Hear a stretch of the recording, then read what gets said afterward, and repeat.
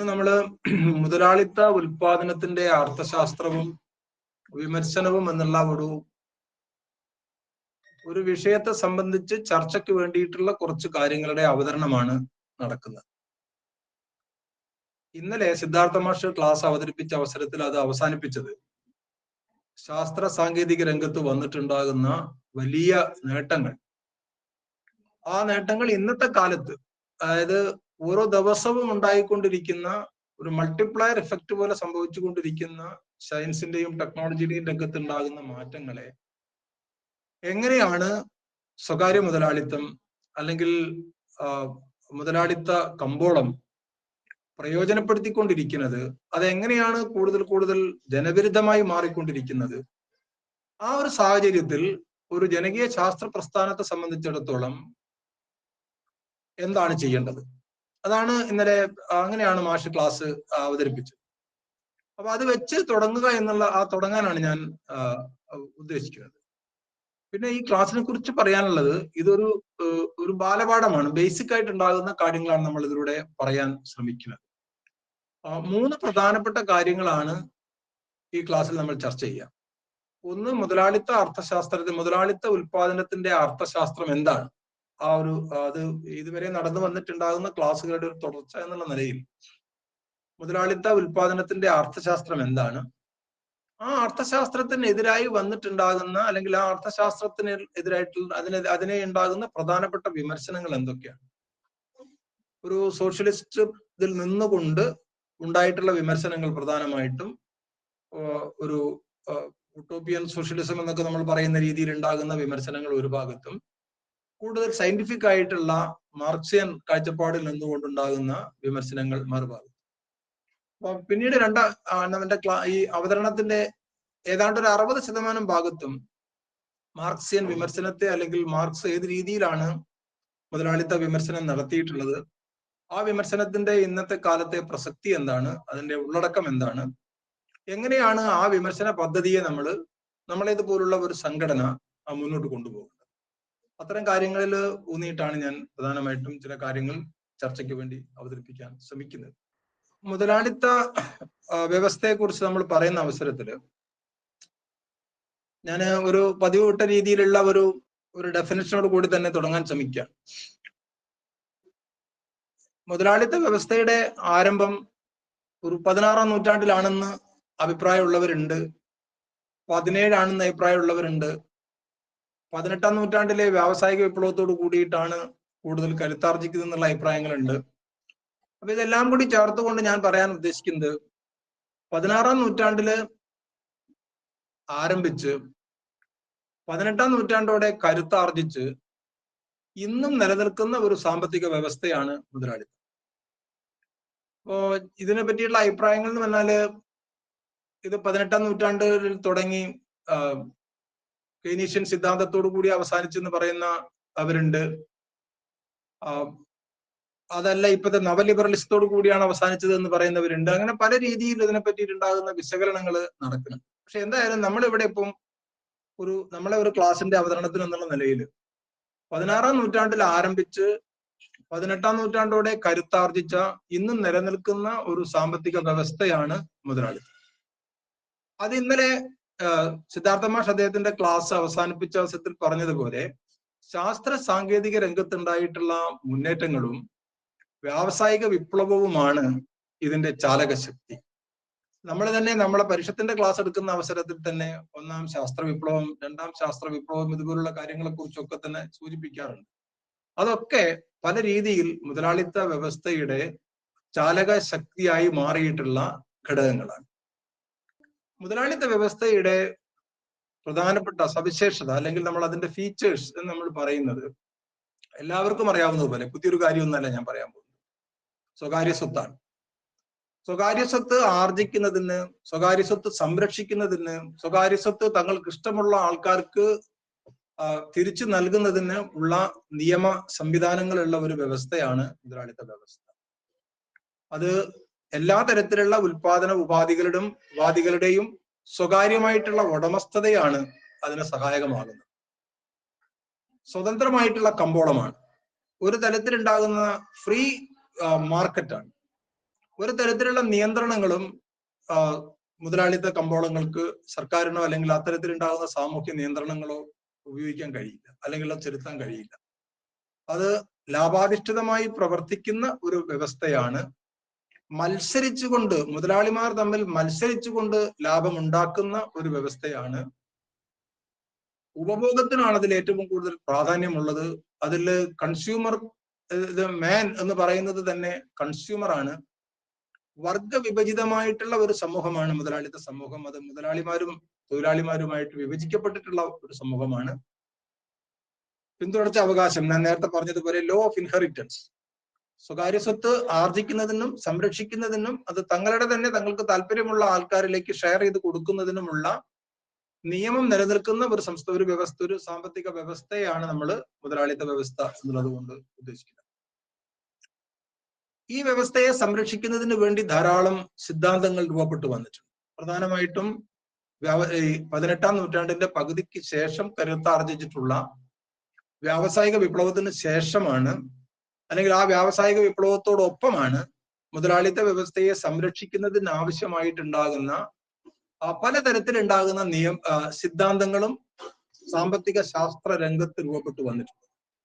സാമ്പത്തിക ശാസ്ത്ര രംഗത്ത് മാത്രമല്ല, അതിന്റെ സ്വാധീനം രാഷ്ട്രീയത്തിലും ഉണ്ടായിരുന്നു. അതുകൊണ്ട് തന്നെ മുതലാളിത്ത വ്യവസ്ഥയുടെ ഉത്ഭവം, വളർച്ച, സഹായം, സംരക്ഷണം എന്നിവയ്ക്കെല്ലാമായി പല തലങ്ങളിൽ ഉയർന്നു വന്നിട്ടുള്ള, പ്രത്യേകിച്ചും യൂറോപ്പില്, ഇംഗ്ലണ്ടില്, ഇറ്റലിയില്, ജർമ്മനിയില്, ഫ്രാൻസില്, ഇവിടെയൊക്കെ തന്നെ ഒരേ സമയം വളരെ പ്രഗത്ഭരായിട്ടുള്ള സാമ്പത്തിക ശാസ്ത്രജ്ഞന്മാർ ഈ വ്യവസ്ഥയെ സംരക്ഷിക്കുന്നതിന് വേണ്ടിയിട്ടും വികസിപ്പിക്കുന്നതിന് വേണ്ടിയിട്ടുമുള്ള സിദ്ധാന്തങ്ങൾ ആവിഷ്കരിച്ചിട്ടുണ്ട്. അത് 18-ാം നൂറ്റാണ്ടിന്റെ 2ാം പാദത്തോടു കൂടിയാണ് കരുത്താർജിച്ചു വരുന്നത്. ആ സിദ്ധാന്തങ്ങൾക്ക് നമ്മൾ പൊതുവിൽ പറയുന്ന പേരാണ് ക്ലാസിക്കൽ അർത്ഥശാസ്ത്രം, അല്ലെങ്കിൽ ക്ലാസിക്കൽ പൊളിറ്റിക്കൽ ഇക്കോണമി, അല്ലെങ്കിൽ ക്ലാസിക്കൽ ഇക്കണോമിക്സ് എന്നൊക്കെ നമ്മൾ സാധാരണ പറയാറുണ്ട്. സാധാരണ നമ്മൾ പറയാറുള്ളത് ക്ലാസിക്കൽ പൊളിറ്റിക്കൽ ഇക്കോണമി അല്ലെങ്കിൽ ക്ലാസിക്കൽ അർത്ഥശാസ്ത്രം എന്നുള്ള നിലയിലാണ്. അത് മുതലാളിത്ത വ്യവസ്ഥയുടെ ഉത്ഭവത്തെ, വളർച്ചയെ, സഹായത്തെ സംരക്ഷിക്കുന്നതിന് വേണ്ടി നിലകൊണ്ടിട്ടുള്ള സിദ്ധാന്തങ്ങൾക്ക് നമ്മൾ പൊതുവിൽ പറഞ്ഞിട്ടുണ്ടാകുന്ന പേരാണ്. ഇന്നും ക്ലാസിക്കൽ വ്യവസ്ഥ നിലനിൽക്കുന്നുണ്ട് എന്ന് ആണ് ഒരു വലിയ വിഭാഗം സാമ്പത്തിക ശാസ്ത്രജ്ഞന്മാർ. അതൊക്കെ വലിയ ആർഗ്യുമെന്റിന്റെ ഭാഗങ്ങളാണ്, നമ്മൾ അതിലേക്കൊന്നും ഇപ്പോൾ കടക്കണില്ല. നവ ക്ലാസിക്കൽ സിദ്ധാന്തം എന്ന് പറയുന്ന ഒരെണ്ണം 20-ാം നൂറ്റാണ്ടിൽ ഉണ്ടായി വന്നിട്ടുണ്ട്. 20-ാം നൂറ്റാണ്ടിൽ 2ാം ലോക മഹായുദ്ധം കഴിയുമ്പോഴത്തേക്കും കെയ്ൻസിന്റെ നേതൃത്വത്തിൽ ഉണ്ടാകുന്ന പുതിയ സിദ്ധാന്തങ്ങൾ ആവിഷ്കരിച്ചു വന്നിട്ടുണ്ട്. ഇപ്പോഴും നമ്മളെല്ലാവരും സംസാരിച്ചുകൊണ്ടിരിക്കുന്ന നവലിബറലിസം, ഈ ആഗോളവൽക്കരണത്തിന്റെ എല്ലാം ഭാഗമായിട്ടുള്ളത് മുതലാളിത്തത്തിന്റെ ഏറ്റവും പുതിയ രൂപമാണ് എന്നുള്ള വാദഗതികളുണ്ട്. ഇതൊക്കെ നമ്മൾ ഈ പരിഷത്ത് പ്രവർത്തകരായിട്ടുള്ള നമ്മളുടെ ഇടയിൽ എന്തൊക്കെ തരത്തിലുണ്ടാകുന്ന ചർച്ചകളാണ് ഇപ്പൊ നടന്നുകൊണ്ടിരിക്കുന്നത് എന്നുള്ള ചില പേരുകൾ മാത്രം പറയാനാണ് ഞാൻ ശ്രമിക്കുന്നത്. അധികമായിട്ടുള്ള വായന നമുക്ക് വേണ്ടി വരും, വളരെ കൂടുതൽ ചർച്ച ആവശ്യമായിട്ടുള്ള ഒരു മേഖലയാണ്. പക്ഷെ ഇതൊക്കെ ഒന്ന് പരിചയപ്പെടുത്താൻ വേണ്ടി മാത്രം ഞാൻ ശ്രമിക്കാം. ഈ ക്ലാസിക്കൽ പൊളിറ്റിക്കൽ ഇക്കോണമിയിലെ, അല്ലെങ്കിൽ ഈ ക്ലാസിക്കൽ പൊളിറ്റിക്കൽ ഇക്കോണമിയുമായി ബന്ധപ്പെട്ടുകൊണ്ടുള്ള പ്രധാനപ്പെട്ട ഉപജ്ഞാതാക്കൾ, അവരെ മാത്രമേ ഞാൻ പറയുന്നുള്ളൂ, ധാരാളം ആൾക്കാരുണ്ട്. ഏറ്റവും പ്രധാനപ്പെട്ട ആള് 1776 രാഷ്ട്രങ്ങളുടെ സമ്പത്ത് അല്ലെങ്കിൽ വെൽത്ത് ഓഫ് നേഷൻസ് എന്ന് പറയുന്ന ഗ്രന്ഥം തയ്യാറാക്കിയിട്ടുള്ള ആഡം സ്മിത്ത് ആണ്. അദ്ദേഹമാണ് ക്ലാസിക്കൽ അർത്ഥശാസ്ത്രത്തിന്റെ ഏറ്റവും പ്രധാനപ്പെട്ട ഉപജ്ഞാതാവ്. അദ്ദേഹം ഇവിടെ കുറച്ചാൾക്കെങ്കിലും അറിയാൻ മതി, ഇക്കണോമിക്സിന്റെ പ്രധാനപ്പെട്ട ഡെഫിനിഷനൊക്കെ ആദ്യമായിട്ട് ആവിഷ്കരിക്കുന്നത് അദ്ദേഹമാണ്. രണ്ടാമത് ഈ രംഗത്ത് ഏറ്റവും കൂടുതൽ സംഭാവന നൽകിയിട്ടുള്ള ആള് ഡേവിഡ് റിക്കാർഡോ എന്ന് പറയുന്ന ഇറ്റലിക്കാരനാണ്. ആഡം സ്മിത്ത് ഇംഗ്ലണ്ടിലായിരുന്നു, ഗ്ലാക്സോ ആയിരുന്നു അദ്ദേഹത്തിന്റെ ആസ്ഥാനം. ഡേവിഡ് റിക്കാർഡോ ഇറ്റാലിയൻ ആയിരുന്നു. JB Say വീണ്ടും ഫ്രാൻസ് ബേസ് ചെയ്തിട്ടുള്ള അദ്ദേഹത്തിൻ്റെതാണ് സേയുടെ കമ്പോള സിദ്ധാന്തം, അല്ലെങ്കിൽ says law of market, supply will create it's on demand എന്നൊക്കെ പറയുന്ന രീതിയിലുള്ള സിദ്ധാന്തങ്ങളൊക്കെ ആവിഷ്കരിച്ചത് അദ്ദേഹമാണ്. ജോൺ സ്റ്റുവർട്ട് മിൽ എന്ന് പറയുന്ന വീണ്ടും ഇംഗ്ലണ്ടിൽ തന്നെ ഉണ്ടായിരുന്ന മറ്റൊരു പ്രമുഖനായിട്ടുള്ള സാമ്പത്തിക ശാസ്ത്രജ്ഞൻ.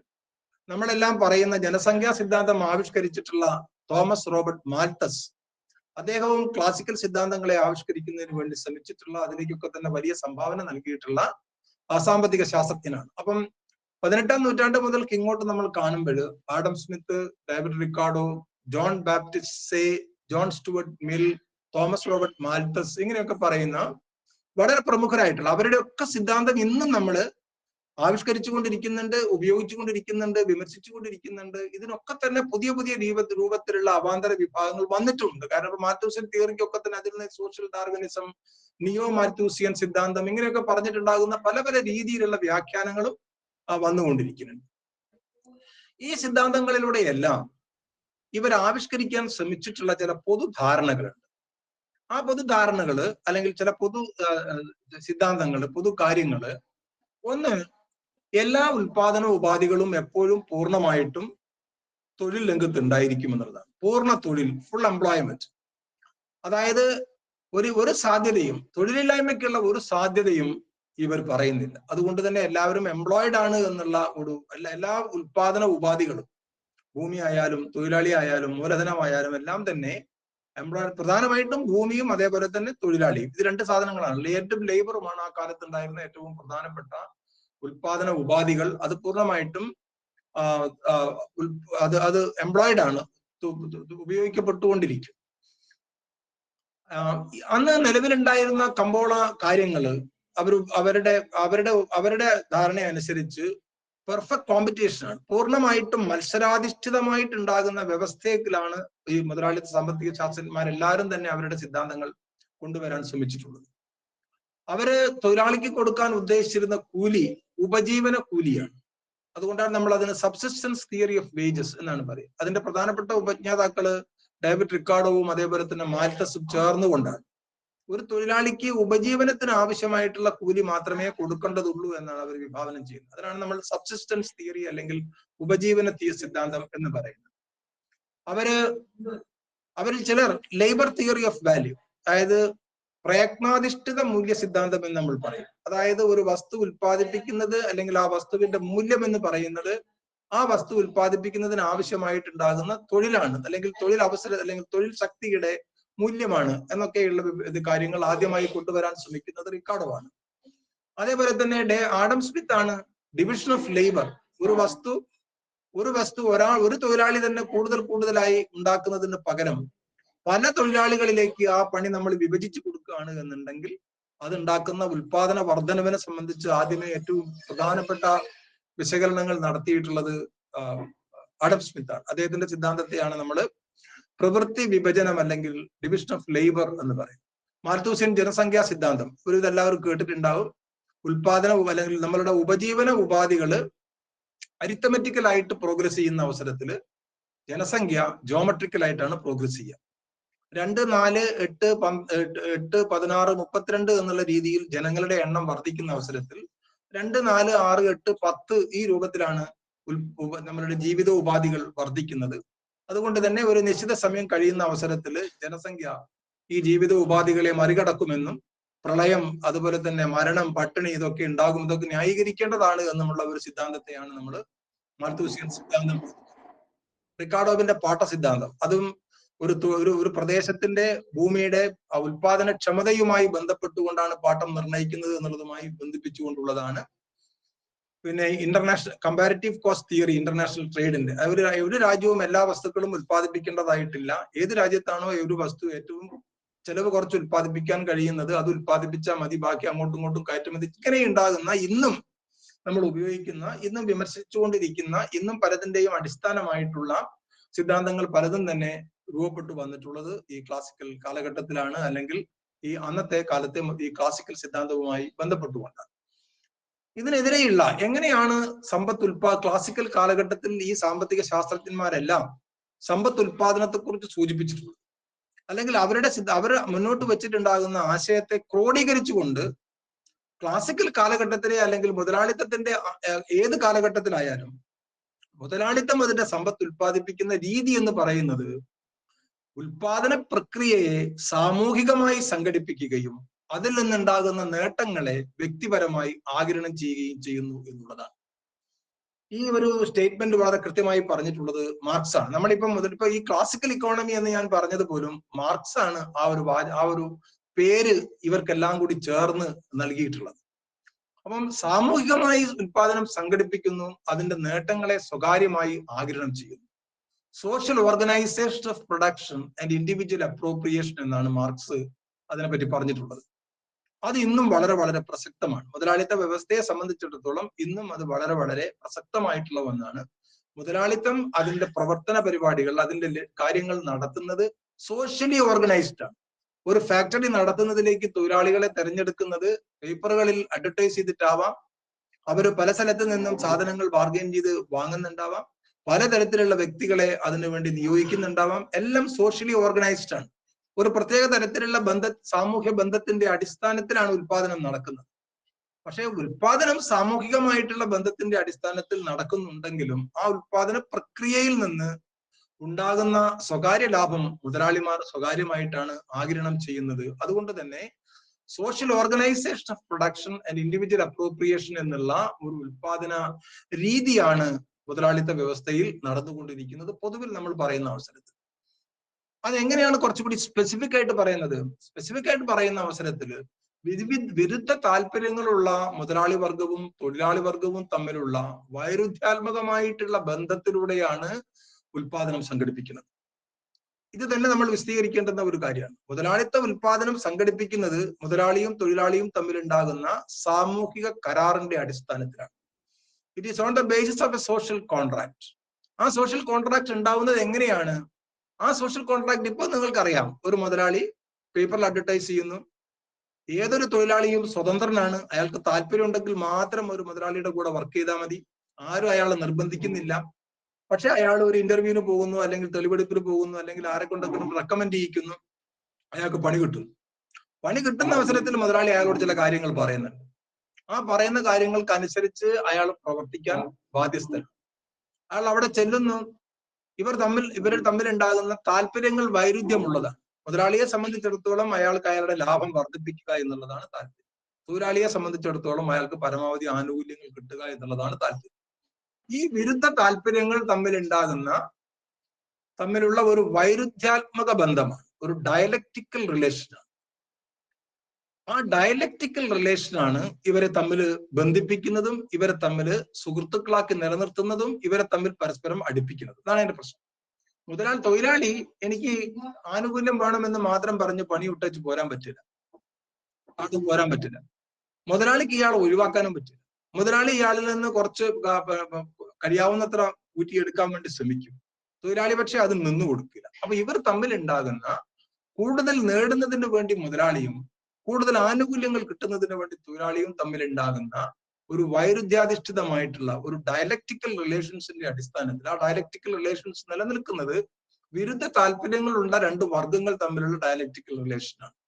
അപ്പൊ ഒന്ന് social organisation of production and individual appropriation എന്നുള്ളതും dialectical relation between the working class and the capitalist എന്ന് പറയുന്ന ഈ രണ്ട് ധാരണയുടെ അടിസ്ഥാനം അല്ലെങ്കിൽ രണ്ട് പരികൽപ്പനകളുടെ അടിസ്ഥാനത്തിലാണ് മുതലാളിത്ത ഉൽപാദനം സംഘടിപ്പിക്കപ്പെടുന്നത്. ഇങ്ങനെയുള്ള മുതലാളിത്ത ഉൽപാദന സംഘാടനത്തിനകത്ത് പലതരത്തിലുള്ള പ്രത്യാഘാതങ്ങളും ഉണ്ടാകുന്നുണ്ട്. ഇതൊക്കെ നമ്മൾ ഒരുപാട് വിശദീകരിക്കേണ്ട കാര്യങ്ങളാണ് ഞാൻ ഈ പറയുന്നതെല്ലാം തന്നെ. എന്താണ് ഇതിന്റെ ഏറ്റവും പ്രധാനപ്പെട്ട പ്രത്യാഘാതം? ഇത് ഏറ്റവും ചൂഷണാധിഷ്ഠിതമായിട്ടുള്ള ഒരു വ്യവസ്ഥയാണ്. ഒരു തരത്തിൽ ഉണ്ടാകുന്ന സാമൂഹിക നിയന്ത്രണങ്ങളും മുതലാളിത്ത വ്യവസ്ഥയ്ക്ക് ബാധകമല്ല. എല്ലാ കാര്യങ്ങളും നിർണ്ണയിക്കുന്നത് സ്വതന്ത്ര കമ്പോളമാണ്. സ്വതന്ത്ര കമ്പോളത്തിന്റെ ഒരു പ്രത്യേക നിയമമാണ്. ആ നിയമത്തെ നമ്മൾ പറയുന്നത് കമ്പോള നിയമം എന്നാണ്. മാർക്കറ്റ് ലോ ആണ്. ആ മാർക്കറ്റ് ലോ ആരാണ് തീരുമാനിക്കുന്നത്? The market supply and the market demand.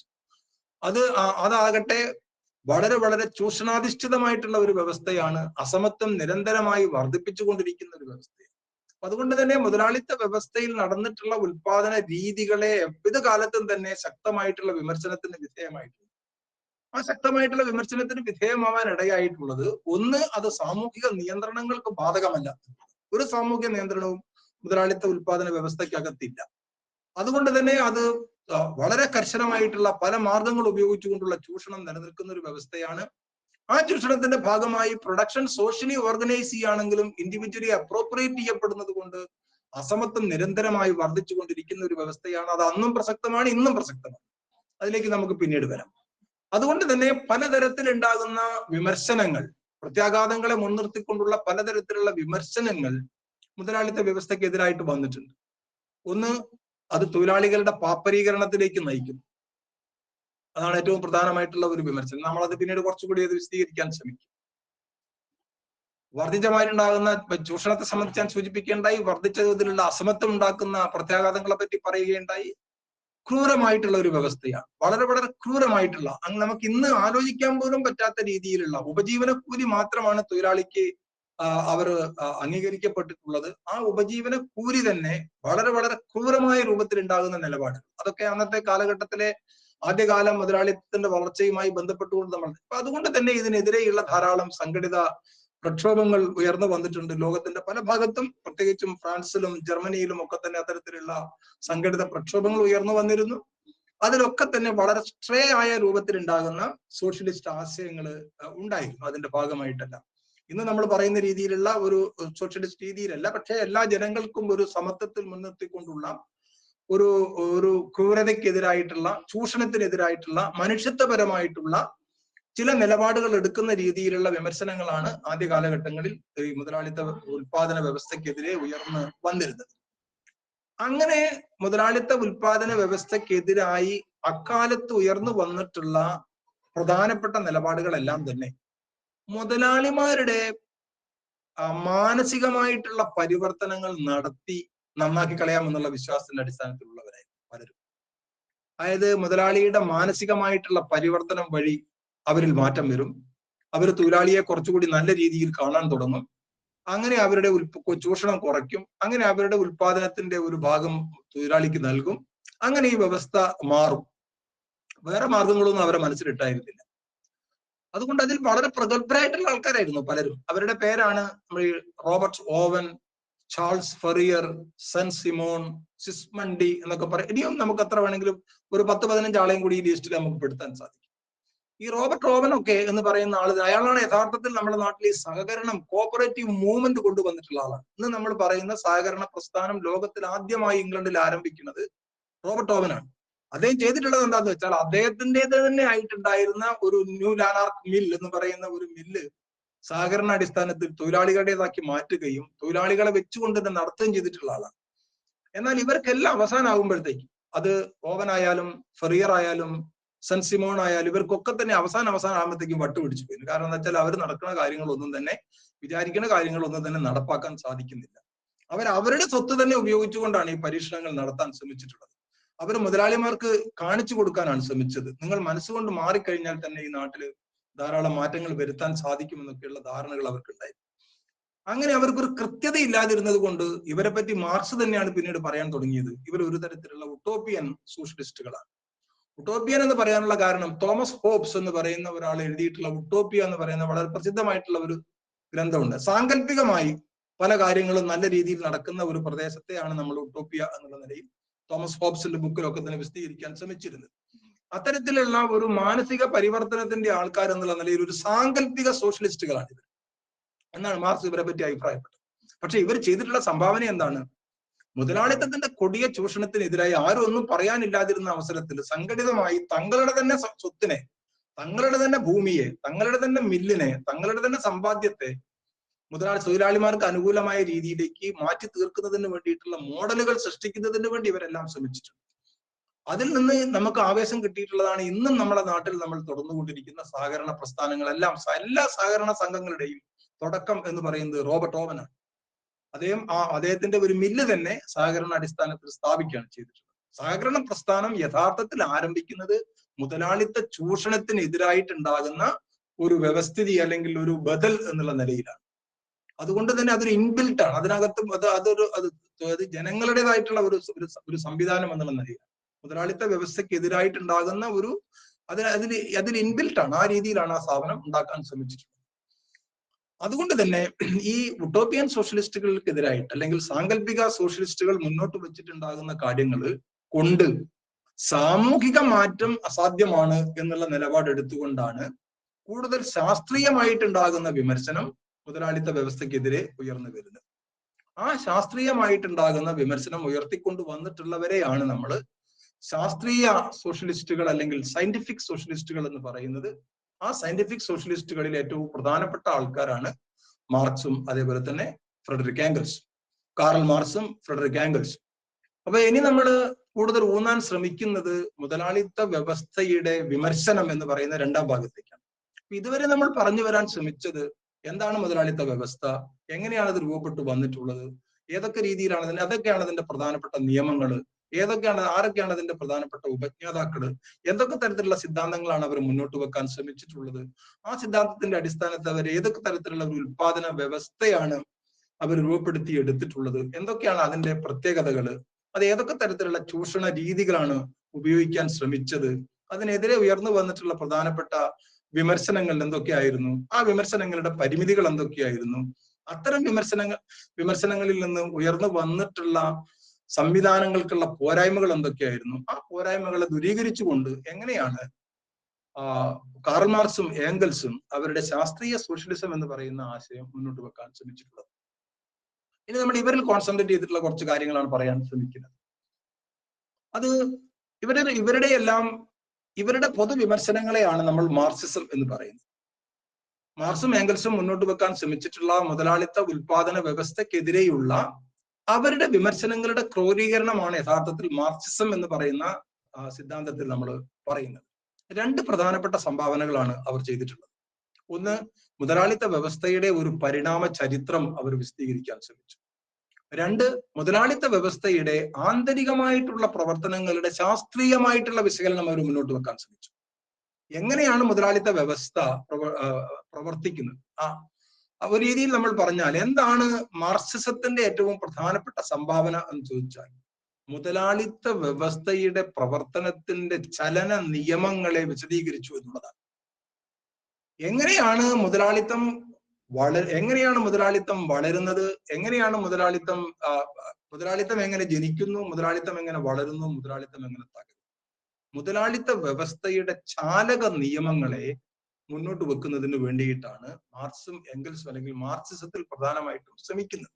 അതുകൊണ്ട് തന്നെ അത് മുതലാളിത്ത വ്യവസ്ഥയുടെ പരിണാമ ചരിത്രമാണ്, മുതലാളിത്ത വ്യവസ്ഥയുടെ ആന്തരിക പ്രവർത്തനങ്ങളെ സംബന്ധിച്ചിട്ടുള്ള ശാസ്ത്രീയമായിട്ടുള്ള വിശകലനമാണ്. അതിനുവേണ്ടി ധാരാളം ഗ്രന്ഥങ്ങൾ അവർ എഴുതുകയുണ്ടായി. അവരുടെ ഗ്രന്ഥങ്ങളല്ല ഏറ്റവും പ്രധാനപ്പെട്ടത്, അവരെഴുതിയിട്ടുള്ള കത്തുകള്, അവരെഴുതിയിട്ടുള്ള പല ആൾക്കാർക്കായിട്ട് നൽകിയിട്ടുള്ള വിമർശനങ്ങള്, പലരുമായി നടത്തിയിട്ടുള്ള അഭിമുഖങ്ങള്, പലരുമായി നടത്തിയിട്ടുള്ള ചർച്ചകൾ, സംവാദങ്ങൾ, ഇവയൊക്കെ വളരെ പ്രധാനപ്പെട്ടതാണ്. അതിൽ ഏറ്റവും പ്രധാനമായിട്ടുള്ള ഗ്രന്ഥങ്ങളാണ് ഞാൻ ഇവിടെ സൂചിപ്പിക്കാൻ ശ്രമിക്കുന്നത്. മാർക്സിന്റെ ഏറ്റവും പ്രധാനപ്പെട്ട ഗ്രന്ഥമാണ് മൂലധനം. എന്തുകൊണ്ടാണ് അദ്ദേഹം ക്യാപിറ്റൽ അല്ലെങ്കിൽ മൂലധനം, ദാസ് ക്യാപിറ്റൽ അല്ലെങ്കിൽ മൂലധനം എന്ന പേര് ഇത് കൊടുക്കാനുള്ള കാരണം? അദ്ദേഹത്തിന്റെ കാലത്തെ ഏറ്റവും പ്രധാനപ്പെട്ട, അല്ലെങ്കിൽ അദ്ദേഹത്തിന്റെ കാലത്ത് ഏറ്റവും കൂടുതലായി വളർച്ച എത്തിയിട്ടുള്ള സാമ്പത്തിക വ്യവസ്ഥയായിരുന്നു മുതലാളിത്തം. ആ സാമ്പത്തിക വ്യവസ്ഥയിലെ ചാലക ശക്തിയാണ് മൂലധനം. താൻ ജീവിച്ചിരുന്ന കാലഘട്ടത്തിലെ, അല്ലെങ്കിൽ തങ്ങൾ ജീവിച്ചിരുന്ന കാലഘട്ടത്തിലെ തങ്ങൾ വിശകലനം ചെയ്തിട്ടുള്ള തങ്ങളുടേതായിട്ടുള്ള ആ സാമ്പത്തിക വ്യവസ്ഥയുടെ ചാലക ശക്തി, ആ ചാലക ശക്തി മൂലധനമാണ്, ക്യാപിറ്റലാണ്. ആ ചാലക ശക്തിയുടെ പേരാണ് അദ്ദേഹത്തിന്റെ ഗ്രന്ഥത്തിൽ നൽകിയിട്ടുള്ളത്. മാർക്സ് അദ്ദേഹത്തിന്റെ ജീവിതത്തിന്റെ അവസാന കാലഘട്ടത്തിലേക്കാണ് ഒരു ഇക്കണോമിസ്റ്റ് ആയിട്ട് മാറുന്നത്. ഒരു ദാർശനികനായിട്ടാണ് മാർക്സ് ആരംഭിക്കുന്നത് അദ്ദേഹത്തിന്റെ പ്രവർത്തനം. മാർക്സ് ആദ്യം എഴുതിയിട്ടുള്ള ലേഖനം ഒരു പരിസ്ഥിതി പ്രവർത്തകൻ എന്നുള്ള നിലയിലാണ്. നമ്മൾ ഇതിനെ വായിച്ചിട്ടുണ്ടാവും. ജി മധുസൂദൻ പിള്ളയുടെ പുസ്തകത്തിലൊക്കെ അത് വിശദീകരിച്ച് പറയുന്നുണ്ട്. വിറക് പെറുക്കുന്ന സാധാരണ തൊഴിലാളികൾക്കെതിരെ നേരിടേണ്ടി വന്ന ചൂഷണത്തിനെതിരെയുള്ള ലേഖനമാണ് ആദ്യമായി മാർക്സ് എഴുതിയത്. മാർക്സിന്റെ PhD തീസിസും ഒരു പരിസ്ഥിതി ബന്ധപ്പെട്ടിട്ടുണ്ടാകുന്ന തീസിസാണ്. മാർക്സ് 26-ാമത്തെ വയസ്സിൽ PhD എടുത്തിട്ടുള്ള, ഒരു യൂണിവേഴ്സിറ്റി അധ്യാപകനാകണമെന്ന് വളരെയേറെ ആഗ്രഹിച്ചിട്ടുള്ള, എന്നാൽ അദ്ദേഹത്തിന്റെ രാഷ്ട്രീയ നിലപാടുകളാൽ ഒരു യൂണിവേഴ്സിറ്റിയിലും അദ്ദേഹത്തിന് ജോലി കിട്ടാതെ പോയത് കൊണ്ട് ലോകത്തിലെ അറിയപ്പെടുന്ന ഏറ്റവും പ്രധാനപ്പെട്ട ഒരു പണ്ഡിതനായിട്ട് അദ്ദേഹം മറ്റൊരു രീതിയിൽ മാറുകയാണ് ചെയ്തിട്ടുള്ളത്. അദ്ദേഹത്തിന്റെ ആഗ്രഹം ഒരു യൂണിവേഴ്സിറ്റിയിൽ ജോലി ചെയ്യുക എന്നുള്ളതായിരുന്നു. അപ്പൊ മാർക്സിന്റെ ഏറ്റവും പ്രധാനപ്പെട്ട ഗ്രന്ഥം മൂലധനമാണ്. പക്ഷെ രണ്ടാമത്തെ ഏറ്റവും ഒരു ആറ്റിക്കുറുക്കി എഴുതിയിട്ടുണ്ടാകുന്ന ഒരു പുസ്തകമാണ് a contribution to the critique of political economy എന്ന് പറയുന്നത്. അതായത് അർത്ഥശാസ്ത്ര വിമർശനങ്ങളിലേക്കുള്ള ഒരു സംഭാവന. അർത്ഥശാസ്ത്ര വിമർശനങ്ങളിലേക്കുള്ള ഒരു സംഭാവന എന്നുള്ള പുസ്തകത്തിന്റെ ഉള്ളടക്കം ഞാൻ നേരത്തെ പറഞ്ഞിട്ടുള്ള കാര്യങ്ങളാണ്. മുതലാളിത്ത അർത്ഥശാസ്ത്ര വ്യവസ്ഥയെ വിമർശിച്ചുകൊണ്ട് മാർക്സ് എഴുതിയിട്ടുള്ള കാര്യങ്ങളാണ് തന്നെ. അതാണ് ചെറിയൊരു ബുക്കാണ്, പക്ഷെ അത് മൂലധനത്തെക്കാൾ കുറച്ചുകൂടി ഒരു രീതിയിലുള്ള മുതലാളിത്ത വിമർശനത്തിന് കൂടുതൽ ആക്കം കൊടുത്തിട്ടുള്ള ഒരു പുസ്തകമാണ്. ഞാനിവിടെ ക്രിട്ടിക്കൽ പൊളിറ്റിക്കൽ ഇക്കോണമി എന്ന് മാത്രമേ എഴുതിയിട്ടുള്ളൂ. പക്ഷെ അതിന്റെ തീർത്തുള്ള പേര് a contribution to the critique of political economy എന്നുള്ളതാണ് എന്റെ തീർത്തുള്ള പേര്. മറ്റൊരു പുസ്തകം മാർക്സ് എഴുതിയിട്ടുള്ളത് പോവർട്ടി ഓഫ് ഫിലോസഫി എന്ന് പറയുന്ന ഒരു ബുക്കാണ്. അത് നേരത്തെ ഞാൻ പറഞ്ഞിട്ടുള്ള പ്രൗദൻ എന്ന് പറയുന്ന അദ്ദേഹത്തിന്റെ ഫിലോസഫി ഓഫ് പോവർട്ടി എന്ന് പറയുന്ന പുസ്തകത്തിന് മാർക്സ് എഴുതിയിട്ടുണ്ടാകുന്ന വിമർശനമാണ് പോവർട്ടി ഓഫ് ഫിലോസഫി എന്നുള്ള പുസ്തകമായിട്ട് മാറുന്നത്. നമ്മളിതിനെ തത്വശാസ്ത്രത്തിന്റെ ദാരിദ്ര്യം എന്ന് പറയും. അവിടെ മറ്റതിനെ നമ്മൾ പറഞ്ഞിട്ടുള്ളത് ദാരിദ്ര്യത്തിന്റെ തത്വശാസ്ത്രം എന്നുള്ള നിലയിലായിരുന്നു എഴുതിയിട്ടുള്ളത്. ഞാൻ നേരത്തെ പറഞ്ഞിട്ടുള്ള സാങ്കല്പിക സോഷ്യലിസ്റ്റുകളിൽ ഒരാളായിട്ടുള്ള ആളാണ്. ജർമ്മനിയിൽ നടന്നിരുന്ന ഒരു പ്രോഗ്രാം, ഒരു ഗോദെ പ്രോഗ്രാമിനെ എങ്ങനെ ക്രിട്ടിസൈസ് ചെയ്തുകൊണ്ട് മാർക്സ് എഴുതിയിട്ടുള്ള എന്നാൽ വളരെ ഫിലോസഫിക്കൽ ആയിട്ടുള്ള പുസ്തകങ്ങളിൽ ഒന്നാണ് ക്രിട്ടിക് ഓഫ് ഗോദെ പ്രോഗ്രാം എന്ന് പറയുന്നത്. ഇക്കണോമിക് ആൻഡ് ഫിലോസഫിക്കൽ മാനുസ്ക്രിപ്റ്റ് എന്ന് പറയുന്ന മറ്റൊരു പ്രധാനപ്പെട്ട ഗ്രന്ഥം മാർക്സിന്റേതായിട്ടുണ്ട്. അല്ല, ഞാൻ ഇവിടെ വിശദീകരിക്കാൻ ശ്രമിക്കുന്നില്ല. ഏംഗൽസിന്റെ പ്രധാനപ്പെട്ട സംഭാവനകള് ഡയലക്ടിക്സ് ഓഫ് നേച്ചർ, പ്രകൃതിയിലെ വൈരുദ്ധ്യാത്മകത, origin of species origin of family, private property and state എന്നെല്ലാം പറഞ്ഞുകൊണ്ട് നമ്മൾ നിരന്തരമായിട്ട് നമ്മൾ ഉപയോഗിച്ചുകൊണ്ടിരിക്കുന്ന പുസ്തകം. ആന്റി ഡ്യൂറിങ്, ഇതേപോലെ തന്നെ പ്രൗദൻ എങ്ങനെയാണോ മാർക്സ് മറുപടി എഴുതിയിട്ടുള്ളത് അതേപോലെ ഡ്യൂറിങ് എന്ന് പറയുന്ന ഒരു സോഷ്യോളജിസ്റ്റിന് ഏംഗൽസ് എഴുതിയിട്ടുണ്ടാകുന്ന മറുപടിക്കാണ് ആന്റി ഡ്യൂറിങ് എന്നുള്ള പുസ്തകം വിശദീകരിക്കുന്നതാക്കുക. പക്ഷെ അത് വളരെ ഫിലോസഫിക്കൽ ആയിട്ടുള്ള ഒരു ഗ്രന്ഥമാണ്. ഇവർ രണ്ടുപേരും കൂടി ചേർന്ന് എഴുതിയിട്ടുള്ള 2-3 പ്രധാനപ്പെട്ട ഗ്രന്ഥങ്ങളാണ്. ഏറ്റവും പ്രധാനപ്പെട്ടത് കമ്മ്യൂണിസ്റ്റ് മാനിഫെസ്റ്റോ ആണ്. രണ്ടാമത്തേത് ഹോളി ഫാമിലി എന്ന് പറയുന്ന ബുക്കാണ്. ജർമ്മൻ ഐഡിയോളജി ആണ്. പിന്നെ ഇവരുടെ ലേഖനങ്ങള്, ഇവർ പരസ്പരം എഴുതിയിട്ടുള്ള കത്തുകള്, ഈവൻ ഡാർവിനുമായി മാർക്സും ഏംഗൽസും നടത്തിയിട്ടുള്ള ധാരാളം കത്തെഴുത്തുകളുണ്ട്. മൂലധനത്തിന്റെ 1ാമത്തെ വോളിയം ഡാർവിന് സമർപ്പിക്കുന്നതിനായിരുന്നു മാർക്സ് ആഗ്രഹിച്ചിരുന്നത്. പക്ഷെ ഡാർവിൻ അതിൽ അത്ര താല്പര്യം ഇല്ലാത്തത് കൊണ്ടാണ് നടക്കാതെ പോയത് എന്നുള്ള പ്രസ്താവം ഉണ്ട്. ഈ ഡ്യൂറിങ്ങിനെ പോലെ തന്നെ അല്ലെങ്കിൽ പ്രൗദനെ പോലെ തന്നെ ഡാർവിനെ പോലെ തന്നെ ധാരാളം പേരുമായി ഇവർ നടത്തിയിട്ടുണ്ടാകുന്ന കത്ത് ഇടപാടുകളുണ്ട്. ആ കത്തിടപാടുകളൊക്കെ തന്നെ ഇപ്പം അതിൽ പ്രധാനമായിട്ടും പരിസ്ഥിതിയുമായി ബന്ധപ്പെട്ടുകൊണ്ടുള്ള ധാരാളം കാര്യങ്ങൾ വരുന്നത് കൊണ്ട് അത് സംബന്ധിച്ചിട്ടുണ്ടാകുന്ന ഒരു പ്രത്യേക ഗവേഷണം തന്നെ ഇപ്പം ജർമ്മനി കേന്ദ്രീകരിച്ച് വന്നുകൊണ്ടിരിക്കുന്നുണ്ട്. അതിനെ സംബന്ധിച്ചുള്ള ധാരാളം പുസ്തകങ്ങൾ ഇപ്പം വേറൊരു രൂപത്തിൽ വരുന്നുണ്ട്. നമുക്കെല്ലാം പരിചയമുള്ള അമേരിക്കയിൽ നിന്നും അതേപോലെ തന്നെ ജർമ്മനിയിൽ നിന്നും ജപ്പാനിൽ നിന്ന് പോലും പുതിയ പുസ്തകങ്ങൾ മാർക്സിന്റെ പരിസ്ഥിതി കാര്യങ്ങളുമായി ബന്ധപ്പെട്ട് വന്നുകൊണ്ടിരിക്കുക. അത് നമ്മൾ അധികം അതിലേക്ക് നമുക്ക് സാധിച്ചില്ല. മാർക്സിന്റെ ഏംഗൽസിന്റെയും സിദ്ധാന്തങ്ങൾ പ്രധാനമായിട്ടും മുതലാളിത്ത വ്യവസ്ഥക്കെതിരെ ഉണ്ടാകുന്ന വിമർശനങ്ങൾ അവർ രൂപപ്പെടുത്തി കൊണ്ടുവന്നിട്ടുള്ളത് അവരുടെ ഒരു പ്രത്യേക കോൺട്രിബ്യൂഷൻ എന്നുള്ള നിലയിലല്ല. അതാണ് മാർക്സത്തിന്റെ ഏറ്റവും പ്രധാനപ്പെട്ട പ്രത്യേകത. അവർക്ക് മുമ്പ് അല്ലെങ്കിൽ അവരുടെ കാലഘട്ടത്തിൽ നിലവിലുണ്ടായിരുന്ന 3 പ്രധാനപ്പെട്ട ചിന്താധാരകളുടെ ഏകോപനമാണ് മാർക്സിസം എന്ന് പറയുന്നത്. അതിൽ ഏറ്റവും പ്രധാനപ്പെട്ടത് ജർമ്മൻ ദർശനമാണ്, ഫിലോസഫി. പ്രത്യേകിച്ചും ജർമ്മനിയിൽ രൂപപ്പെട്ടു വന്നിട്ടുള്ള പലരുടെയും പേരെന്നോട് മറന്നു പോകുന്നതുകൊണ്ടാണ് ക്ലാസ് പറയുമ്പോൾ. ജർമ്മൻ വിമർശനം പ്രധാനമായിട്ടും അതായിരുന്നു ഒരു പ്രധാനപ്പെട്ട ആശയ സംഹിതയുടെ ഭാഗം. 2 ബ്രിട്ടീഷ് അർത്ഥശാസ്ത്രം, അതായത് നമ്മൾ നേരത്തെ സൂചിപ്പിച്ചിട്ടുണ്ടാകുന്ന ആഡം സ്മിത്ത് മുതൽക്ക് ഇങ്ങോട്ട് ഉണ്ടാകുന്ന വലിയൊരു വിഭാഗം ആൾക്കാരുടെ ക്ലാസിക്കൽ പൊളിറ്റിക്കൽ ഇക്കോണമി. ആ ക്ലാസിക്കൽ പൊളിറ്റിക്കൽ ഇക്കോണമിക്കാണ് a contribution to the critique of political economy എന്നുള്ള മാർക്സിന്റെ പുസ്തകം പ്രധാനമായിട്ടും അദ്ദേഹം വിനിയോഗിച്ചിട്ടുള്ളത്. അതേപോലെ തന്നെ പിന്നീട് ഫ്രാൻസിൽ നടന്നിട്ടുണ്ടാകുന്ന ഫ്രഞ്ച് വിപ്ലവവുമായി ബന്ധപ്പെട്ടുകൊണ്ട് അവിടെ രൂപപ്പെട്ടു വന്നിട്ടുള്ള ഫ്രഞ്ച് സോഷ്യലിസ്റ്റ് ആശയങ്ങൾ, ഇക്വിറ്റി, ഫ്രറ്റേണിറ്റി അതൊക്കെ തുടങ്ങിയിട്ടുണ്ടാകുന്ന ആശയങ്ങൾ. അപ്പൊ ഒരു ഭാഗത്ത് ജർമ്മൻ ദർശനത്തെ സംബന്ധിച്ചിട്ടുണ്ടാകുന്ന, അതേപോലെ തന്നെ ഇംഗ്ലീഷ് അർത്ഥശാസ്ത്രവുമായി ബന്ധപ്പെട്ടുകൊണ്ടുള്ള, ഫ്രഞ്ച് സോഷ്യലിസവുമായി ബന്ധപ്പെട്ടുകൊണ്ടുള്ള, അപ്പൊ ഒരു ഭാഗത്ത് ദർശനത്തിന്റെ, മറുഭാഗത്ത് അർത്ഥശാസ്ത്രത്തിന്റെ, വേറൊരു ഭാഗത്ത് രാഷ്ട്രീയ സോഷ്യലിസ്റ്റ് ആശയങ്ങളുടെ എല്ലാം തന്നെ ചില സംയുക്തമായി അവയെല്ലാം തന്നെ ആറ്റിക്കുറുക്കിക്കൊണ്ട് അവയെ വിമർശിച്ചും പഠിച്ചും തങ്ങളുടെ അനുഭവം എല്ലാം ഉപയോഗപ്പെടുത്തിക്കൊണ്ടും ഉള്ള തങ്ങളുടേതായിട്ടുള്ള ദർശനങ്ങൾക്ക്, ചിന്താഗതികൾക്ക് രൂപം നൽകുന്നതിന് വേണ്ടിയിട്ടാണ് മാർക്സും ഏംഗൽസും പ്രധാനമായും ശ്രമിച്ചത്. അതിനെയാണ് നമ്മൾ പൊതുവിൽ മാർക്സിസം എന്ന് പറയുന്നത്. അങ്ങനെ നമ്മൾ പറയുന്ന മാർക്സിസത്തിന് അല്ലെങ്കിൽ അവരുടെ ചിന്താധാരകൾക്ക് അല്ലെങ്കിൽ അവരുടെ മുതലാളിത്ത വിമർശനത്തിനെതിരായിട്ടുള്ള, മുതലാളിത്ത ഉൽപാദന വ്യവസ്ഥക്കെതിരായിട്ടുള്ള അവരുടെ വിമർശനങ്ങളെ അല്ലെങ്കിൽ അവരുടെ സിദ്ധാന്തങ്ങളെ നമുക്ക് 4ആയിട്ട് തരംതിരിക്കാം. ഒന്ന് മാർക്സിന്റെ ദർശനമാണ്. ഞാൻ നേരത്തെ സൂചിപ്പിക്കുകയുണ്ടായി, മാർക്സ് ആദ്യമേ അദ്ദേഹത്തിന്റെ തുടക്കം ദാർശനികൻ എന്നുള്ള നിലയിലാണ് പ്രധാനമായിട്ടും. ഹെഗലിന്റെ സിദ്ധാന്തത്തിന്റെ വിമർശിച്ചുകൊണ്ട്, കിർക്കിഗാർഡ് പോലുള്ള ആൾക്കാരുടെ സിദ്ധാന്തങ്ങളെ വിമർശിച്ചുകൊണ്ട് ഒക്കെയാണ് അദ്ദേഹത്തിന്റെ ദാർശനിക സിദ്ധാന്തങ്ങൾ ആരംഭിക്കുന്നത്. ദർശനത്തിൽ അദ്ദേഹം മുന്നോട്ട് വെക്കാൻ ശ്രമിച്ചിട്ടുള്ള ആശയത്തെയാണ് നമ്മൾ വൈരുദ്ധ്യാത്മക ഭൗതികവാദം അല്ലെങ്കിൽ ഡയലക്റ്റിക്കൽ മെറ്റീരിയലിസം എന്നുള്ളത് കൊണ്ട് ഉദ്ദേശിക്കുന്നത്. അതും രണ്ട് തരത്തിലുള്ള സിദ്ധാന്തങ്ങളുടെ ഏകോപനമാണ്. അതിലേക്ക് നമ്മളിപ്പോൾ ഇവിടെ കടക്കാൻ ഉദ്ദേശിക്കുന്നില്ല. എങ്ങനെയാണ് വൈരുദ്ധ്യാത്മകത മാർക്സ് ഡയലക്റ്റിക്സ് എങ്ങനെയാണ് സ്വീകരിക്കുന്നത്, എങ്ങനെയാണ് ഭൗതികവാദം മെറ്റീരിയലിസം സ്വീകരിക്കുന്നത്, അത് രണ്ടും കൂടി എങ്ങനെയാണ് കമ്പൈൻ ചെയ്യുന്നത്, എങ്ങനെയാണ് അത് വൈരുദ്ധ്യാത്മക ഭൗതികവാദമായിട്ട് ദാർശനികമായിട്ട് മാറുന്നത്, ആ വൈരുദ്ധ്യാത്മക ഭൗതികവാദത്തിന്റെ പ്രധാനപ്പെട്ട ചാലക നിയമങ്ങൾ എന്തൊക്കെയാണ്, ആ നിയമങ്ങൾക്കനുസരിച്ച് എങ്ങനെയാണ് അത് സമൂഹത്തിൽ പ്രവർത്തിക്കുന്നത്, ആ പ്രവർത്തനത്തിന്റെ ഫലമായി സാമൂഹിക മാറ്റങ്ങൾ എങ്ങനെയാണ് ഉണ്ടാവുന്നത്, സമൂഹത്തെ നമ്മൾ എങ്ങനെയാണ് നോക്കിക്കാണുന്നത്, അതൊക്കെയാണ് വൈരുദ്ധ്യാത്മക ഭൗതികവാദം എന്ന് പറയുന്നതിന്റെ ഉള്ളടക്കം.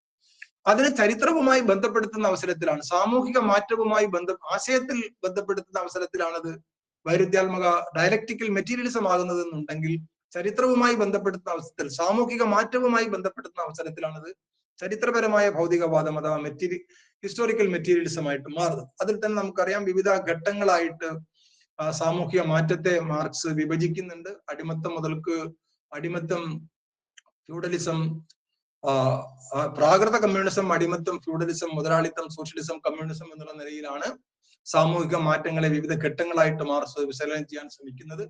ഒരു ഘട്ടത്തിൽ നിന്ന് മറ്റൊരു ഘട്ടത്തിലേക്ക് ഉണ്ടാകുന്ന മാറ്റം വിപ്ലവത്തിലൂടെയാണ് നടക്കുന്നത്. ആ വിപ്ലവത്തിലൂടെ ഉണ്ടാകുന്ന മാറ്റങ്ങൾ ഒന്ന് സ്ഥാപിത താല്പര്യങ്ങൾ സംരക്ഷിക്കുന്ന ഒരു വർഗവും അതിനെതിരെ ഉണ്ടാകുന്ന നിരന്തരം ചലനാത്മകമായിട്ടുള്ള മറ്റൊരു വർഗവും തമ്മിലുള്ള സംഘട്ടനത്തിലൂടെയാണ് ഈ സാമൂഹിക മാറ്റങ്ങൾ ഉണ്ടാകുന്നത്. അതിന്റെ അടിസ്ഥാനത്തിലാണ് അവസാനം വർഗ വിഭജിതമല്ലാത്ത ഒരു സമൂഹം രൂപപ്പെട്ടു വരുന്നത്. അതിനാണ് അദ്ദേഹം സോഷ്യലിസം എന്ന് പേര് നൽകിയിട്ടുള്ളത്. അതൊക്കെയാണ് ഹിസ്റ്റോറിക്കൽ മെറ്റീരിയലിസത്തിന്റെ ഉള്ളടക്കം. വളരെ ക്രക്സ് ആയിട്ടുള്ള കാര്യങ്ങൾ. അത് നമ്മൾ അതിന്റെ വിശദാംശങ്ങളിലേക്ക് നമ്മൾ പോകുന്നില്ല. 3 മാർക്സിന്റെ അർത്ഥശാസ്ത്രമാണ്. അർത്ഥശാസ്ത്രത്തിൽ പ്രധാനമായിട്ടും അതാണ് മുതലാളിത്ത ഉൽപാദന വ്യവസ്ഥക്കെതിരെയുള്ള മാർക്സിന്റെ വിമർശനം നമ്മുടെ ക്ലാസ്സിൽ നമ്മൾ വിശദീകരിക്കുമ്പോൾ മാർക്സിന്റെ അർത്ഥശാസ്ത്രത്തിലാണ് നമ്മൾ ഊന്നി നിന്ന് സംസാരിക്കാൻ ശ്രമിക്കുന്നത്. അതിൽ പ്രധാനമായിട്ടും 3 സിദ്ധാന്തങ്ങളാണ് മാർക്സ് ആവിഷ്കരിച്ചിട്ടുള്ളത്. ഒന്ന് മൂല്യ സിദ്ധാന്തമാണ്, ലേബർ തിയറി ഓഫ് വാല്യൂ. 2 മിച്ചമൂല്യ സിദ്ധാന്തമാണ്, surplus theory. 3 the crisis of capitalism അല്ലെങ്കിൽ മുതലാളിത്ത പ്രതിസന്ധി എന്ന് പറയുന്ന 3 സിദ്ധാന്തങ്ങളാണ് പ്രധാനമായിട്ടും മാർക്സ് അതിൽ അദ്ദേഹത്തിന്റെ അർത്ഥശാസ്ത്ര സിദ്ധാന്തങ്ങളായിട്ട് മുന്നോട്ട് വെക്കാൻ ശ്രമിച്ചിട്ടുള്ളത്. അദ്ദേഹത്തിന്റെ രാഷ്ട്രീയ സിദ്ധാന്തമാണ് നമുക്ക് അങ്ങനെ പറയാം ക്ലാസ് വാർ അല്ലെങ്കിൽ വർഗസമര സിദ്ധാന്തം എന്ന് പറയുന്നത്. ഇതൊന്നും ഒന്നൊന്നിന് വേറിട്ട് നിൽക്കുന്ന വെള്ളം കടക്കാത്ത അറകളല്ല. ഇവ പരസ്പരം ബന്ധപ്പെട്ടുകൊണ്ടുള്ള സിദ്ധാന്തങ്ങളാണ്. ഇവയുടെ എല്ലാം പ്രായോഗികമായിട്ടുണ്ടാകുന്ന ഇടപെടലുകളിലൂടെയാണ് അല്ലെങ്കിൽ പ്രായോഗികമായിട്ടുള്ള മാറ്റങ്ങളാണ് സാമൂഹിക മാറ്റത്തിലേക്ക് നയിക്കുന്നത്. ആ സാമൂഹിക മാറ്റത്തിൽ ഉണ്ടാകുന്ന വർഗ സംഘടനം അതുപോലുള്ള കാര്യങ്ങളെല്ലാം വിശദീകരിക്കാനാണ് ഈ മേഖലകളിലെല്ലാം തന്നെ മാർക്സ് ശ്രമിച്ചിട്ടുള്ളത്, അല്ലെങ്കിൽ മാർക്സും ശ്രമിച്ചുകൊണ്ടിരിക്കുന്നത്. ആ ഡയലക്റ്റിക്കൽ മെറ്റീരിയലിസത്തിന്റെ ഒരു തരത്തിൽ ഉണ്ടാകുന്ന ആപ്ലിക്കേഷൻ ആണ് യഥാർത്ഥത്തിൽ ഡയലക്റ്റിക്കൽ ആയിട്ടുണ്ടാകുന്ന ഉൽപാദന വ്യവസ്ഥ. നേരത്തെ ഞാൻ സൂചിപ്പിച്ചിട്ടുള്ള സാമൂഹികമായി സംഘടിപ്പിക്കുകയും എന്നാൽ വ്യക്തിപരമായി ആഗിരണം ചെയ്യുകയും ചെയ്യുന്ന ആ വ്യവസ്ഥ എന്ന് പറയുന്നത്, അല്ലെങ്കിൽ ആ എക്സ്പ്ലനേഷൻ എന്ന് പറയുന്നത് യഥാർത്ഥത്തിൽ മുതലാളിത്ത ഉൽപാദന വ്യവസ്ഥയെ ഡയലക്റ്റിക്കൽ മെറ്റീരിയലിസത്തിന്റെ അടിസ്ഥാനത്തിൽ വിശദീകരിക്കുന്നതിനുണ്ടാകുന്ന പ്രവർത്തനങ്ങളാണ്. ഇനി നമ്മൾ കുറെ കൂടി മാർക്സിയൻ അർത്ഥശാസ്ത്രത്തിലേക്ക് കോൺസെൻട്രേറ്റ് ചെയ്യാൻ ശ്രമിക്കാം. അങ്ങനെ പറയുന്ന അവസരത്തിൽ നമ്മൾ 2 വാക്കുകൾ നമ്മളിവിടെ പ്രത്യേകം ശ്രദ്ധിക്കണം. ഒന്ന് മാർക്സിയൻ പൊളിറ്റിക്കൽ ഇക്കോണമി എന്നാണ് എപ്പോഴും നമ്മൾ പറയുക. അതാണ് മാർക്സിയൻ അർത്ഥശാസ്ത്രം. അതിന് എതിരായിട്ടുള്ളത് ക്ലാസിക്കൽ കാര്യങ്ങളിൽ വരുമ്പം അതൊരു ബൂർഷ ഇക്കണോമിക്സ് എന്നുള്ള രീതിയിലാണ് നമ്മൾ സാധാരണ പറയാറ് ഇന്നത്തെ കാലത്ത്. ഇത് രണ്ടും തമ്മിൽ ഒരു വ്യത്യാസമുണ്ട്. മാർക്സ് സാമ്പത്തിക രംഗത്തുണ്ടാകുന്ന മാറ്റങ്ങൾ സാമൂഹികമായും രാഷ്ട്രീയമായും ഉണ്ടായിക്കൊണ്ടിരിക്കുന്ന മാറ്റങ്ങളിൽ നിന്ന് അന്യമല്ല, അല്ലെങ്കിൽ അതിൽ നിന്ന് വ്യത്യസ്തമല്ല എന്ന നിലപാടെടുത്തിരുന്ന ആളാണ്. എന്ന് വെച്ചാൽ സാമ്പത്തിക രംഗത്തുണ്ടാകുന്ന മാറ്റങ്ങൾ സാമൂഹിക രാഷ്ട്രീയ രംഗത്തുണ്ടാകുന്ന മാറ്റങ്ങളെ സ്വാധീനിക്കും, തിരിച്ചും സ്വാധീനിക്കും. എന്നാൽ ബൂർഷ അർത്ഥശാസ്ത്രം അല്ലെങ്കിൽ അക്കാലത്ത് ഉണ്ടായിരുന്ന ക്ലാസിക്കൽ ഇക്കണോമിക്സിന്റെ ഏറ്റവും പ്രധാന, അല്ലെങ്കിൽ ഇന്നുള്ള നിയോ ക്ലാസിക്കൽ ഇക്കണോമിക്സ്, അല്ലെങ്കിൽ ഇന്ന് നമ്മൾ എക്കണോമിക്സ് എന്ന് പറയുന്ന കോളേജുകളിൽ പഠിപ്പിച്ചുകൊണ്ടിരിക്കുന്ന സാമ്പത്തിക ശാസ്ത്രത്തിന്റെ പൊതു സമീപനം സാമ്പത്തിക രംഗത്തുണ്ടാകുന്ന മാറ്റങ്ങൾ സ്വതന്ത്രമാണ്. ആ തരത്തിലുള്ള മാറ്റങ്ങൾ ഒരിക്കലും തന്നെ സമൂഹത്തിൽ ഉണ്ടാകുന്ന രാഷ്ട്രീയ സാമൂഹിക മാറ്റങ്ങളുമായി ബന്ധപ്പെട്ടതല്ല എന്നുള്ള വിമർശനം.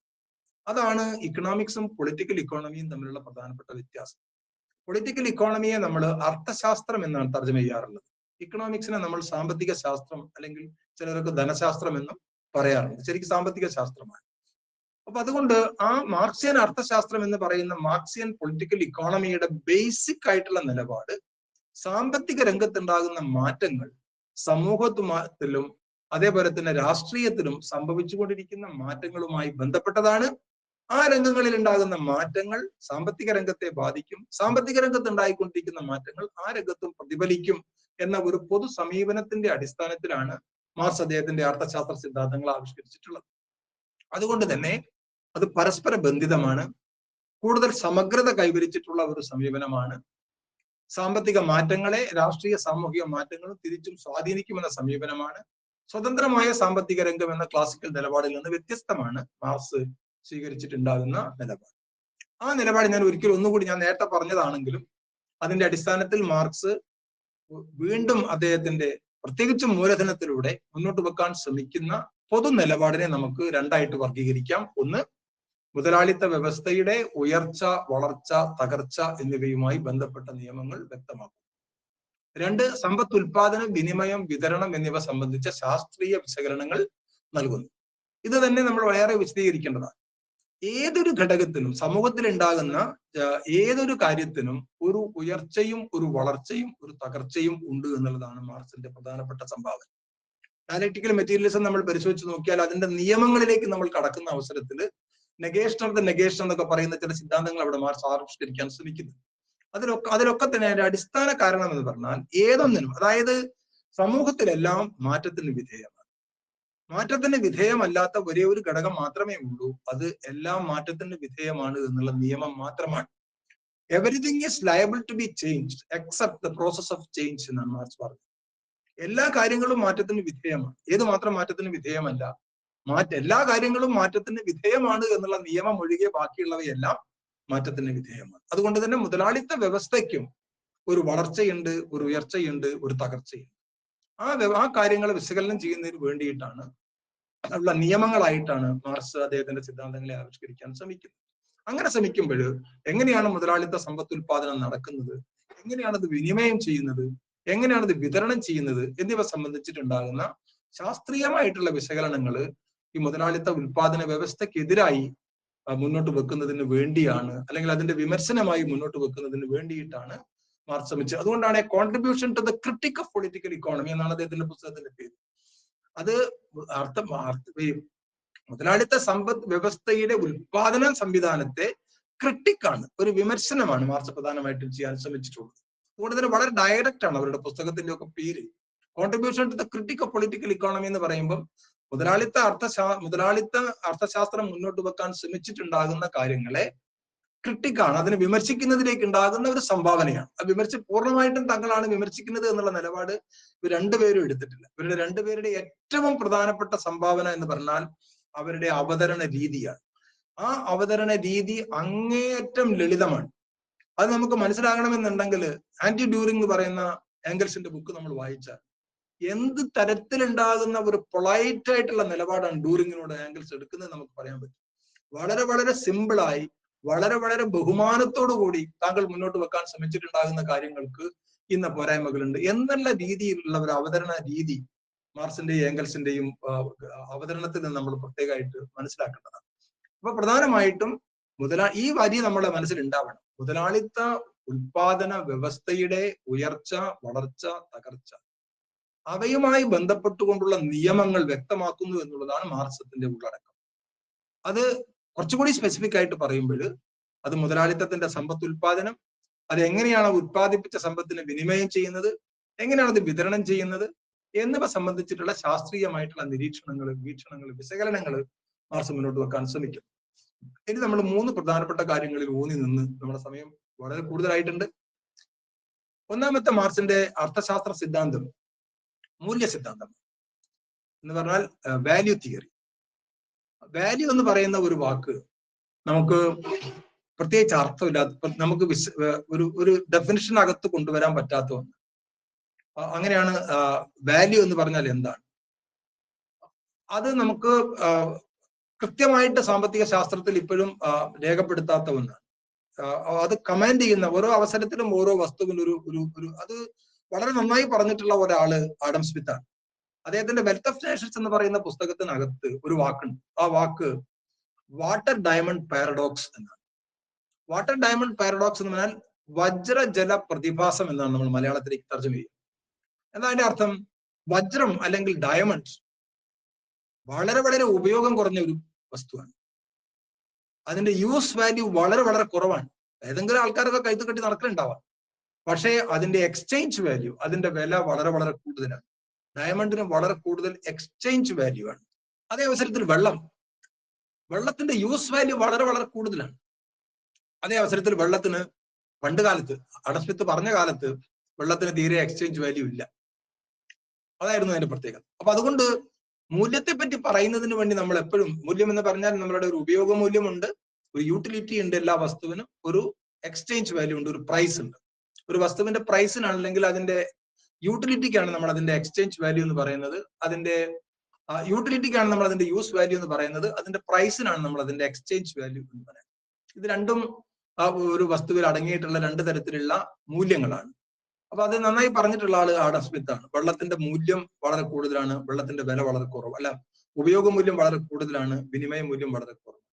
ഡയമണ്ടിന് വിനിമയ മൂല്യം വളരെ കൂടുതലാണ്, ഉപയോഗം. അപ്പൊ അതിൽ നിന്ന് മനസ്സിലാക്കാം നിങ്ങൾക്ക് മൂല്യത്തെ നമുക്ക് വളരെ കൃത്യമായി, ഒരു വസ്തു കമാൻഡ് ചെയ്യുന്ന ഒരു കമാൻഡിങ് പവറാണ് ഒരു വസ്തുവിന് ഒരു ഘട്ടത്തിൽ ഉണ്ടാകുന്നത്. പക്ഷെ ഇവിടെ മൂല്യം എന്നുള്ളത് കുറച്ചും കൂടി കൂടുതൽ വിശകലനം ചെയ്യാനാണ് മാർക്സ് ശ്രമിക്കുന്നത്. അത് മാർക്സിന്റെ മാത്രം സംഭാവനയല്ല. യഥാർത്ഥത്തിൽ ക്ലാസിക്കൽ പൊളിറ്റിക്കൽ ഇക്കോണമിയിലുള്ള ഡേവിഡ് റിക്കാർഡോവിന്റെ സംഭാവനയാണ് ഈ ലേബർ തിയറി ഓഫ് വാല്യൂ എന്ന് പറയുന്നത്. ഒരു വസ്തുവിന്റെ മൂല്യം ആ വസ്തു ഉൽപ്പാദിപ്പിക്കുന്നതിന് ആവശ്യമായിട്ടുണ്ടാകുന്ന തൊഴിലാളിയുടെ അധ്വാനത്തിന്റെ മൂല്യത്തിന് തുല്യമാണ്.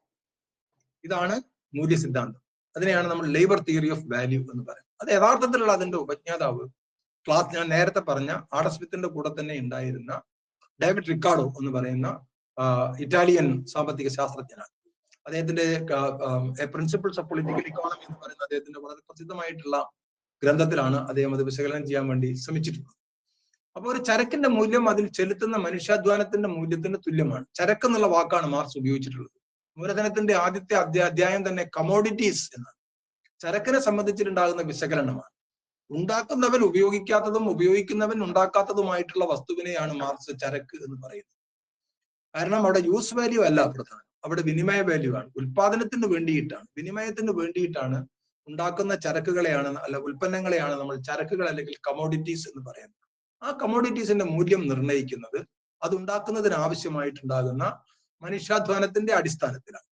പക്ഷേ ക്ലാസിക്കൽ ഇക്കോണമിസ്റ്റുകൾ പറഞ്ഞതുപോലെ, അല്ലെങ്കിൽ ഡേവിഡ് റിക്കാർഡോ പറഞ്ഞതുപോലെ ഡയറക്റ്റ് ആയിട്ട് മനുഷ്യാധ്വാനത്തെ അല്ല മാർക്സ് ഇവിടെ വിശകലനം. അത് ചെറിയൊരു വ്യത്യാസം മാർക്സ് വരുത്തുന്നുണ്ട്. ആ മാർക്സ് വരുത്തുന്ന വ്യത്യാസത്തിനെയാണ് നമ്മൾ സോഷ്യലി നെസസറി ലേബർ പവർ എന്ന് പറയുന്നത്. സാമൂഹികമായി അത്യാവശ്യമായിട്ടുണ്ടാകുന്ന അധ്വാന ശേഷി, ലേബർ പവർ.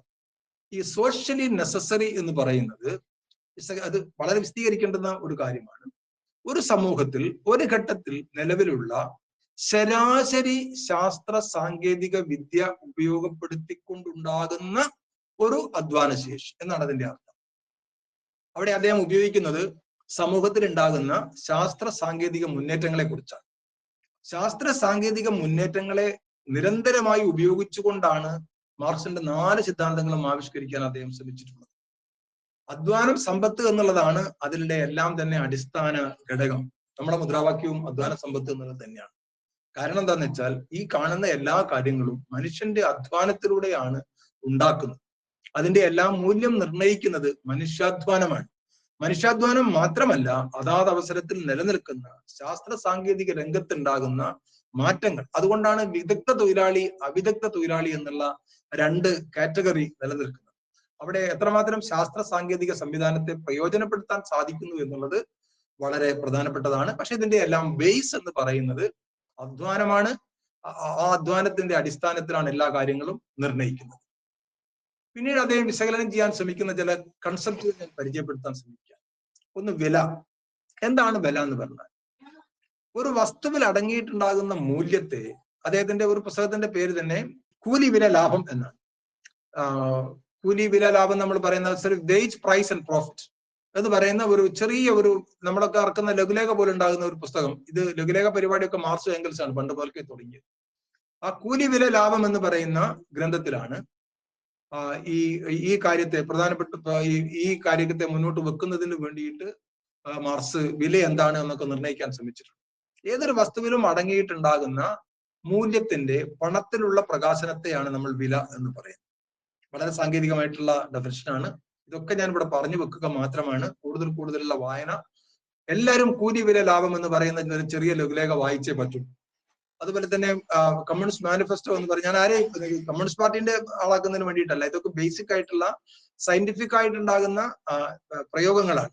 അത് നമുക്ക് മനസ്സിലാകണമെന്നുണ്ടെങ്കിൽ ഈ 2-3 ചെറിയ പാംഫ്ലെറ്റുകളെങ്കിലും നമ്മൾ വായിച്ചിരിക്കണം.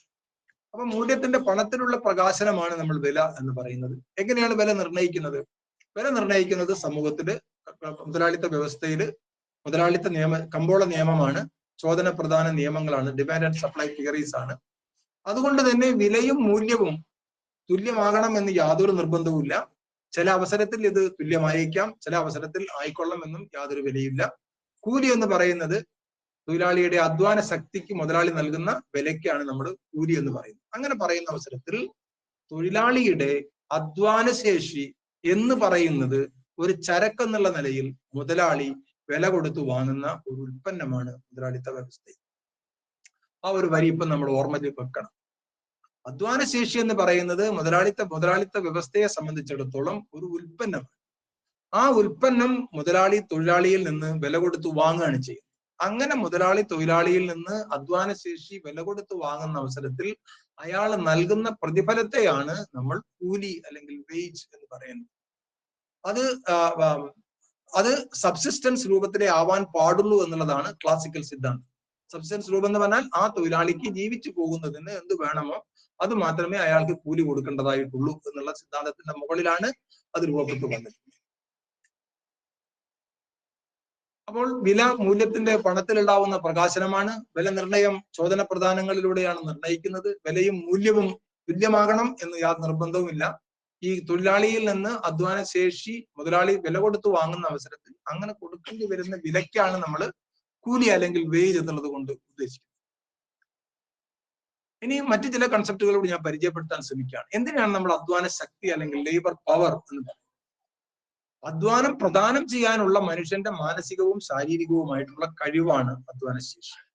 അധ്വാനശേഷിയുടെ പ്രത്യേകത അല്ലെങ്കിൽ ലേബർ എന്ന് പറയുന്ന ഒരു ഉത്പാദന ഉപാധിയുടെ, തൊഴിലാളി എന്ന് പറയുന്ന ഒരു ഉത്പാദന ഉപാധിയുടെ ഏറ്റവും പ്രധാനപ്പെട്ട പ്രത്യേകത അത് ജൈവികമാണ് എന്നുള്ളതാണ്.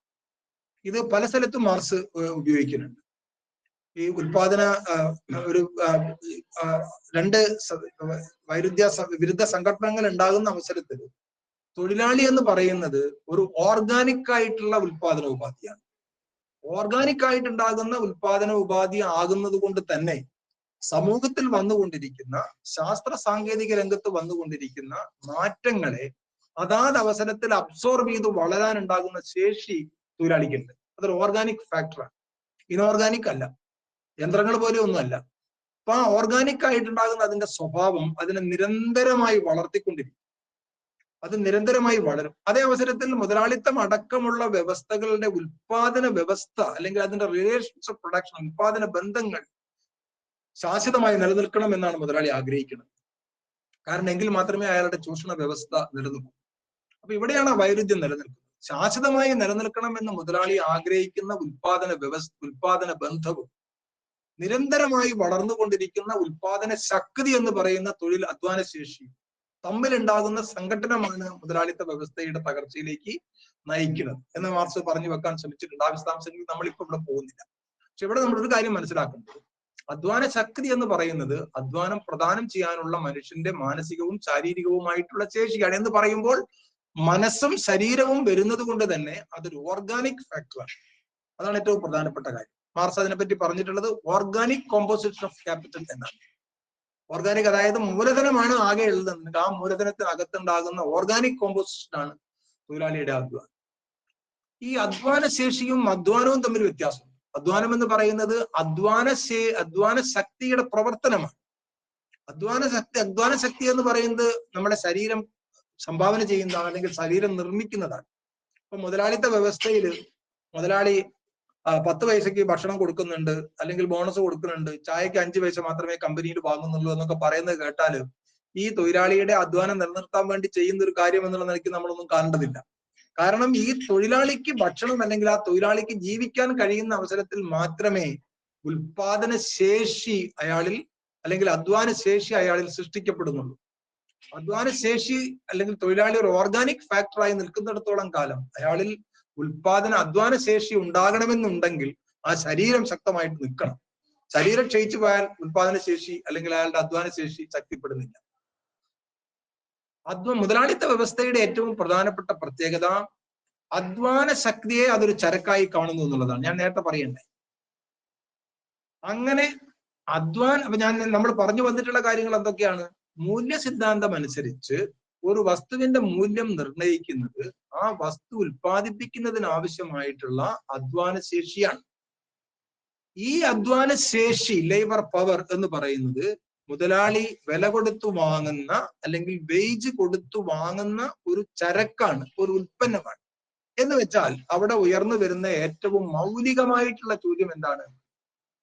എല്ലാ ചരക്കിന്റെയും മൂല്യം നിർണയിക്കുന്നത് അധ്വാനശേഷിയുടെ അടിസ്ഥാനത്തിലാണെന്നുണ്ടെങ്കിൽ മുതലാളിത്തം അധ്വാനശേഷിയെയും ഒരു ചരക്കായി കാണുന്ന പശ്ചാത്തലത്തിൽ അതിന്റെ മൂല്യം നിർണയിക്കുന്നത് എന്തിന്റെ അടിസ്ഥാനത്തിലാണ്? ഇതാണ് ക്ലാസിക്കൽ അല്ലെങ്കിൽ മുതലാളിത്ത ഉൽപാദന വ്യവസ്ഥക്കെതിരായി അല്ലെങ്കിൽ അതിനെ വിശകലനം ചെയ്യുന്നതിന് വേണ്ടി മാർക്സ് ഉന്നയിച്ചിട്ടുള്ള മൗലികമായിട്ടുള്ള ചോദ്യം. മാർക്സിയൻ പൊളിറ്റിക്കൽ ഇക്കോണമിയുടെ മൗലികമായിട്ടുള്ള ചോദ്യം അതാണ്. ആ മൗലികമായിട്ടുണ്ടാകുന്ന ചോദ്യം മുതലാളിത്ത ഉൽപാദന വ്യവസ്ഥയെ വിറപ്പിക്കുന്ന ചോദ്യമാണ്. കാരണം സാർവത്രികമായിട്ടുള്ള ഒരു ചരക്കുൽപാദന വ്യവസ്ഥയാണ് മുതലാളിത്തം. സാർവത്രികമായിട്ടുള്ള ചരക്കുൽപാദന വ്യവസ്ഥ, യൂണിവേഴ്സൽ കമോഡിറ്റി പ്രൊഡ്യൂസിംഗ് സിസ്റ്റം എന്ന് നമ്മൾ പറയുന്നതിന്റെ കാരണം എല്ലാ ചരക്കുകളുടെയും മൂല്യം നിർണയിക്കുന്നത് ഈ അധ്വാനശേഷിയുടെ അടിസ്ഥാനത്തിലാവുകയും അങ്ങനെ വരുമ്പോൾ അധ്വാനശേഷി തന്നെ ഒരു ചരക്കായിട്ട് മാറുകയും ചെയ്യുമ്പോൾ അതിന്റെ മൂല്യം എന്തിന്റെ അടിസ്ഥാനത്തിലാണ് നിർണയിക്കുന്നത് എന്നുള്ള പ്രധാനപ്പെട്ട ചോദ്യം മാർക്സ് ഉന്നയിക്കാൻ ശ്രമിക്കും. ഈ ചോദ്യം മുതലാളിത്ത ചൂഷണത്തിന്റെ കുരുക്കുന്നു എന്നല്ല, കുരുക്കഴിക്കുകയാണ് ചെയ്യുന്നത്. ആ കുരുക്കഴിക്കുന്ന ചോദ്യമാണ് മിച്ചമൂല്യ സിദ്ധാന്തമായിട്ട് മാറുന്നത്. ആ സിദ്ധാന്തമാണ് സർപ്ലസ് വാല്യൂ തിയറി ആയിട്ട് എന്ത് ചെയ്യുന്നത്, മാറുന്നത്. അത് സംബന്ധിച്ചിട്ടുണ്ടാവുന്ന ഒന്ന് രണ്ട് കാര്യങ്ങൾ. അപ്പൊ അവിടെ മിച്ചമൂല്യം എന്ന് പറയുന്ന ഒരു ഘടകം മാർക്സ് അപ്ലൈ ചെയ്യാൻ ശ്രമിക്കുക. നമുക്കത് കുറച്ചൊന്ന് വിശദീകരിക്കാൻ ശ്രമിക്കാം. എവിടുന്നാണ് രണ്ട് മൂന്ന് തരത്തിലുള്ള സാമ്പത്തിക പ്രക്രിയകൾ ഉണ്ടല്ലോ. ഉൽപാദനം ഒരു സാമ്പത്തിക പ്രക്രിയയാണ്, വിനിമയം ഒരു സാമ്പത്തിക പ്രക്രിയയാണ്, വിതരണം ഒരു സാമ്പത്തിക പ്രക്രിയയാണ്, ഉപഭോഗം ഒരു സാമ്പത്തിക പ്രക്രിയ. ഏത് പ്രക്രിയയിലാണ് ഉൽപാദനം അല്ലെങ്കിൽ നമുക്ക് മിച്ചമുണ്ടാവുന്നത്? വിനിമയം എന്ന് പറയുന്ന ഒരു പ്രക്രിയയിലാണോ, ഉപഭോഗം എന്ന് പറയുന്ന ഒരു പ്രക്രിയയിലാണോ, ഉൽപാദനം എന്ന് പറയുന്ന ഒരു പ്രക്രിയയിലാണോ? അപ്പൊ നമ്മൾ സാധാരണ വിചാരിക്കും നമ്മൾ വിനിമയം ചെയ്യുന്ന അവസരത്തിൽ നമുക്കൊരു ലാഭമുണ്ട്. ആ ലാഭം എന്താണ്? വിറ്റ വില മൈനസ് വാങ്ങിയ വില നമുക്ക് പോസിറ്റീവ് ആണെങ്കിൽ അത് ലാഭമാണ്. മാർക്സ് അതിനെ ഒരിക്കലും തന്നെ സർപ്ലസ് ആയിട്ട് കാണുന്നില്ല.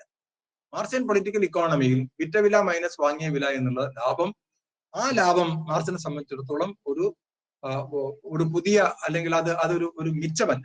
അത് ഒരാളെ കിട്ടിയിട്ടുണ്ടെങ്കിൽ വേറൊരാൾക്ക് നഷ്ടപ്പെട്ടിട്ടുണ്ട് എന്നുള്ളതാണ് മാർക്സിന്റെ വിശകലനം. അതുകൊണ്ട് തന്നെ മാർക്സ് മിച്ചമുണ്ടാകുന്നു എന്ന് പറയുന്നത് ഉൽപാദനത്തിൽ നിന്നാണ്, പ്രൊഡക്ഷൻ പ്രോസസ്സിലാണ്. കാരണം സോഷ്യലി ഓർഗനൈസ് ചെയ്യുന്ന ഒരു പ്രോസസ്സാണ് പ്രൊഡക്ഷൻ എന്ന് പറയുന്നത്.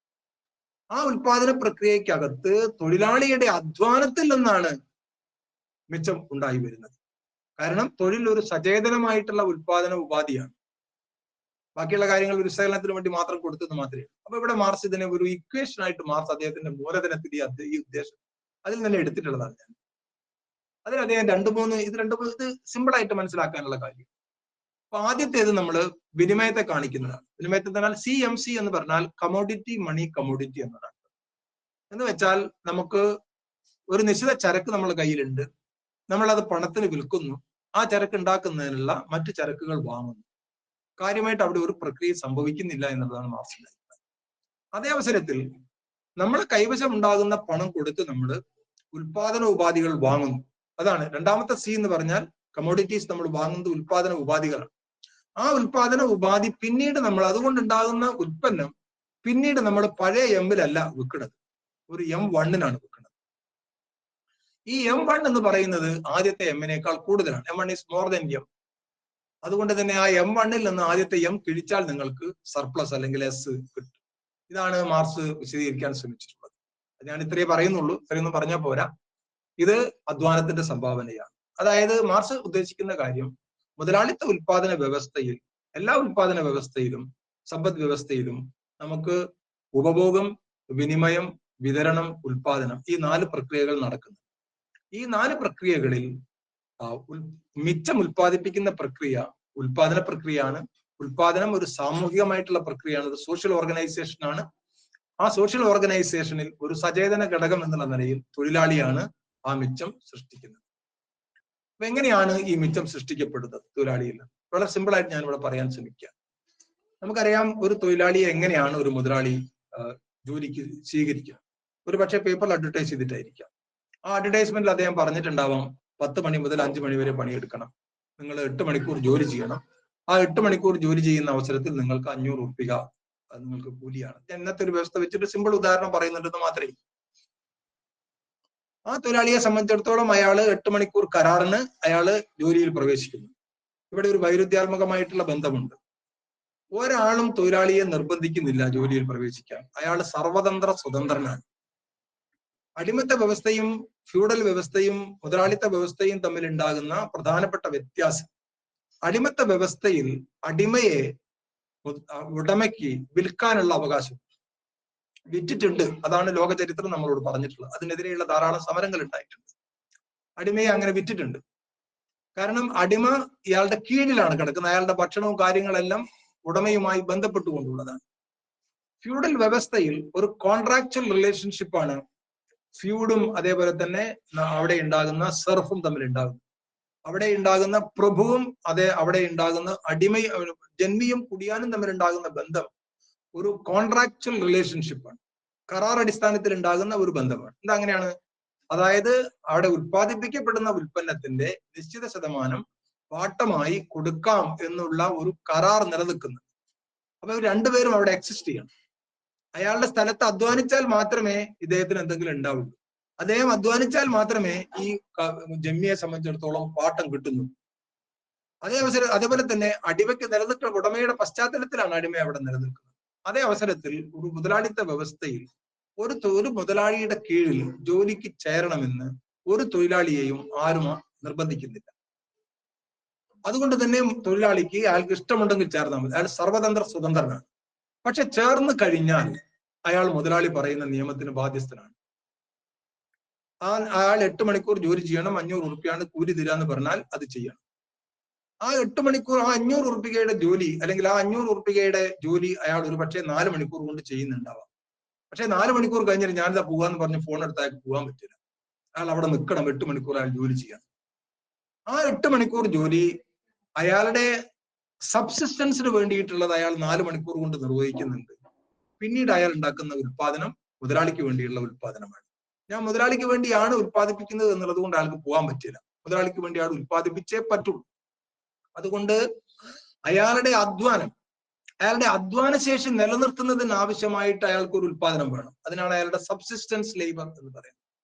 പക്ഷെ ആ സബ്സിസ്റ്റൻസ് ലേബറിന് മാത്രമല്ല അയാൾ ഉൽപ്പാദിപ്പിക്കുന്നത്, അയാളുടെ ലേബർ പവർ അവിടെ പൂർണ്ണമായിട്ടും വിനിയോഗിക്കുകയാണ് ചെയ്യുന്നത്. അപ്പൊ അവിടെ ഒരു വളരെ പ്രധാനപ്പെട്ട ഒരു മാറ്റം വരുന്നു. എന്താണത്? ആ മാറ്റത്തിലാണ് തൊഴിലാളി മുതലാളി തമ്മിൽ ഉണ്ടാകുന്ന ഒരു വൈരുദ്ധ്യാത്മക ബന്ധത്തെക്കുറിച്ച് ഞാൻ പറഞ്ഞു. അതൊരു കരാർ തരത്തിൽ ഉണ്ടാകുന്ന നിയമനമാണ്. ആ നിയമനത്തിനകത്ത് ഒരു നിശ്ചിത സമയം ജോലി ചെയ്യേണ്ടതായിട്ടുണ്ട്, ഒരു നിശ്ചിത കൂലി നൽകുന്നതാണ്. അതുകൊണ്ട് തന്നെ ആ ഉപജീവനത്തിന് വേണ്ടിയിട്ടുള്ള അധ്വാന ശക്തി സൃഷ്ടിക്കുന്ന മൂല്യവും അധ്വാന ശക്തിയുടെ മൂല്യവും തമ്മിൽ ഒരു വ്യത്യാസം. അതായത് അയാൾക്ക് സബ്സിസ്റ്റ് ചെയ്യുന്നതിന് ആവശ്യമായിട്ട് വേണ്ടി വരുന്ന വരുമാനവും അയാളുടെ ഉൽപാദനം കൊണ്ട് അയാൾ ഉൽപ്പാദിപ്പിക്കുന്ന വരുമാനവും തമ്മിലുള്ള വ്യത്യാസം. ആ വ്യത്യാസത്തിൽ ഒരു ഭാഗം സബ്സിസ്റ്റൻസ് പ്രൊഡക്ഷൻ ആണ്, മറ്റൊരു ഭാഗം സർപ്ലസ് പ്രൊഡക്ഷൻ ആണ്.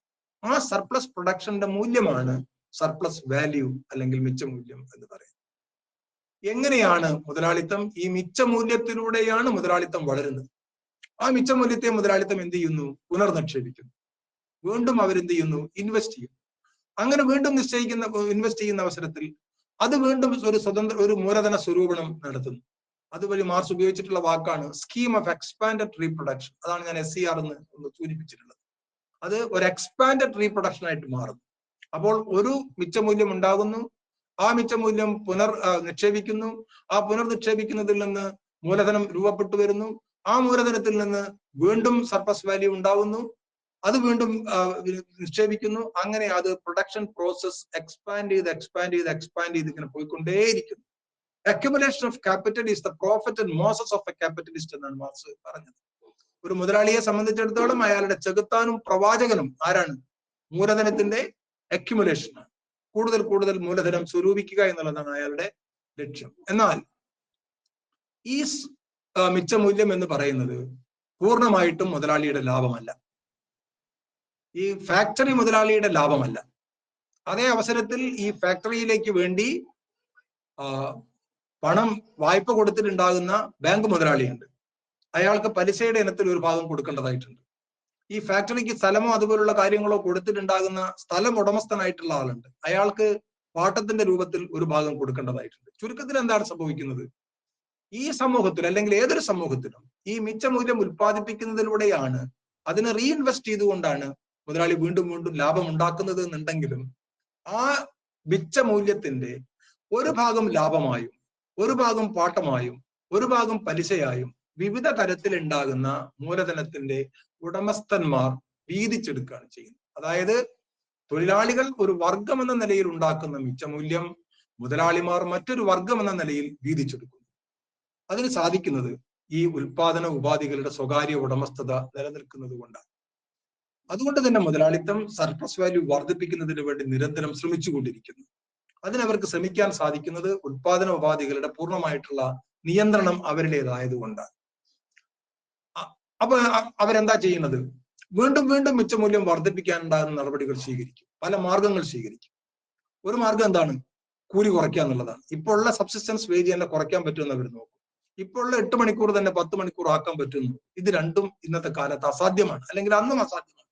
പ്രധാനപ്പെട്ട കാരണം ട്രേഡ് യൂണിയൻ മൂവ്മെന്റുകൾ, തൊഴിലാളി പ്രസ്ഥാനങ്ങൾ ശക്തിപ്പെട്ടു വന്നതോടുകൂടി കേവലമായ രൂപത്തിൽ അബ്സല്യൂട്ട് ആയിട്ടുണ്ടാകുന്ന സർപ്ലസ് വാല്യൂ വർദ്ധിപ്പിക്കാൻ കഴിയില്ല. റിലേറ്റീവായിട്ട് മാത്രമേ സർപ്ലസ് വാല്യൂ വർദ്ധിപ്പിക്കാൻ കഴിയുള്ളൂ. ആ റിലേറ്റീവായിട്ട് സർപ്ലസ് വാല്യൂ വർദ്ധിപ്പിക്കുന്നതിന് വേണ്ടി മുതലാളിമാർ സ്വീകരിക്കുന്ന തന്ത്രമാണ് യന്ത്രവൽക്കരണം അല്ലെങ്കിൽ മെക്കനൈസേഷൻ എന്ന് പറയും. ആ മെക്കനൈസേഷൻ ഏർപ്പെടുത്തുന്ന അവസരത്തിൽ എന്ത് സംഭവിക്കും? ഒരു ഉൽപാദന പ്രക്രിയക്കകത്തേക്ക് കൂടുതൽ കൂടുതൽ യന്ത്രവൽക്കരണം വരുമ്പോൾ അവിടെ തൊഴിലാളി എന്ന് പറയുന്ന ആ ഓർഗാനിക് കോമ്പോസിഷന്റെ അളവ് കുറഞ്ഞുകൊണ്ടിരിക്കും. തൊഴിലിന്റെ അനുപാതം കുറയും. ഞാനത് വളരെ സ്പീഡിലാണ് പറയുന്നത്. തൊഴിലിന്റെ അനുപാതം കുറയുന്ന അവസരത്തിൽ തൊഴിൽ കിട്ടുന്ന തൊഴിലാളിയുടെ എണ്ണം കുറയും. തൊഴിൽ കിട്ടുന്ന തൊഴിലാളിയുടെ എണ്ണം കുറയുന്ന അവസരത്തിൽ അവരിലേക്ക് വരുന്ന കൂലിയുടെ അളവ് കുറയും.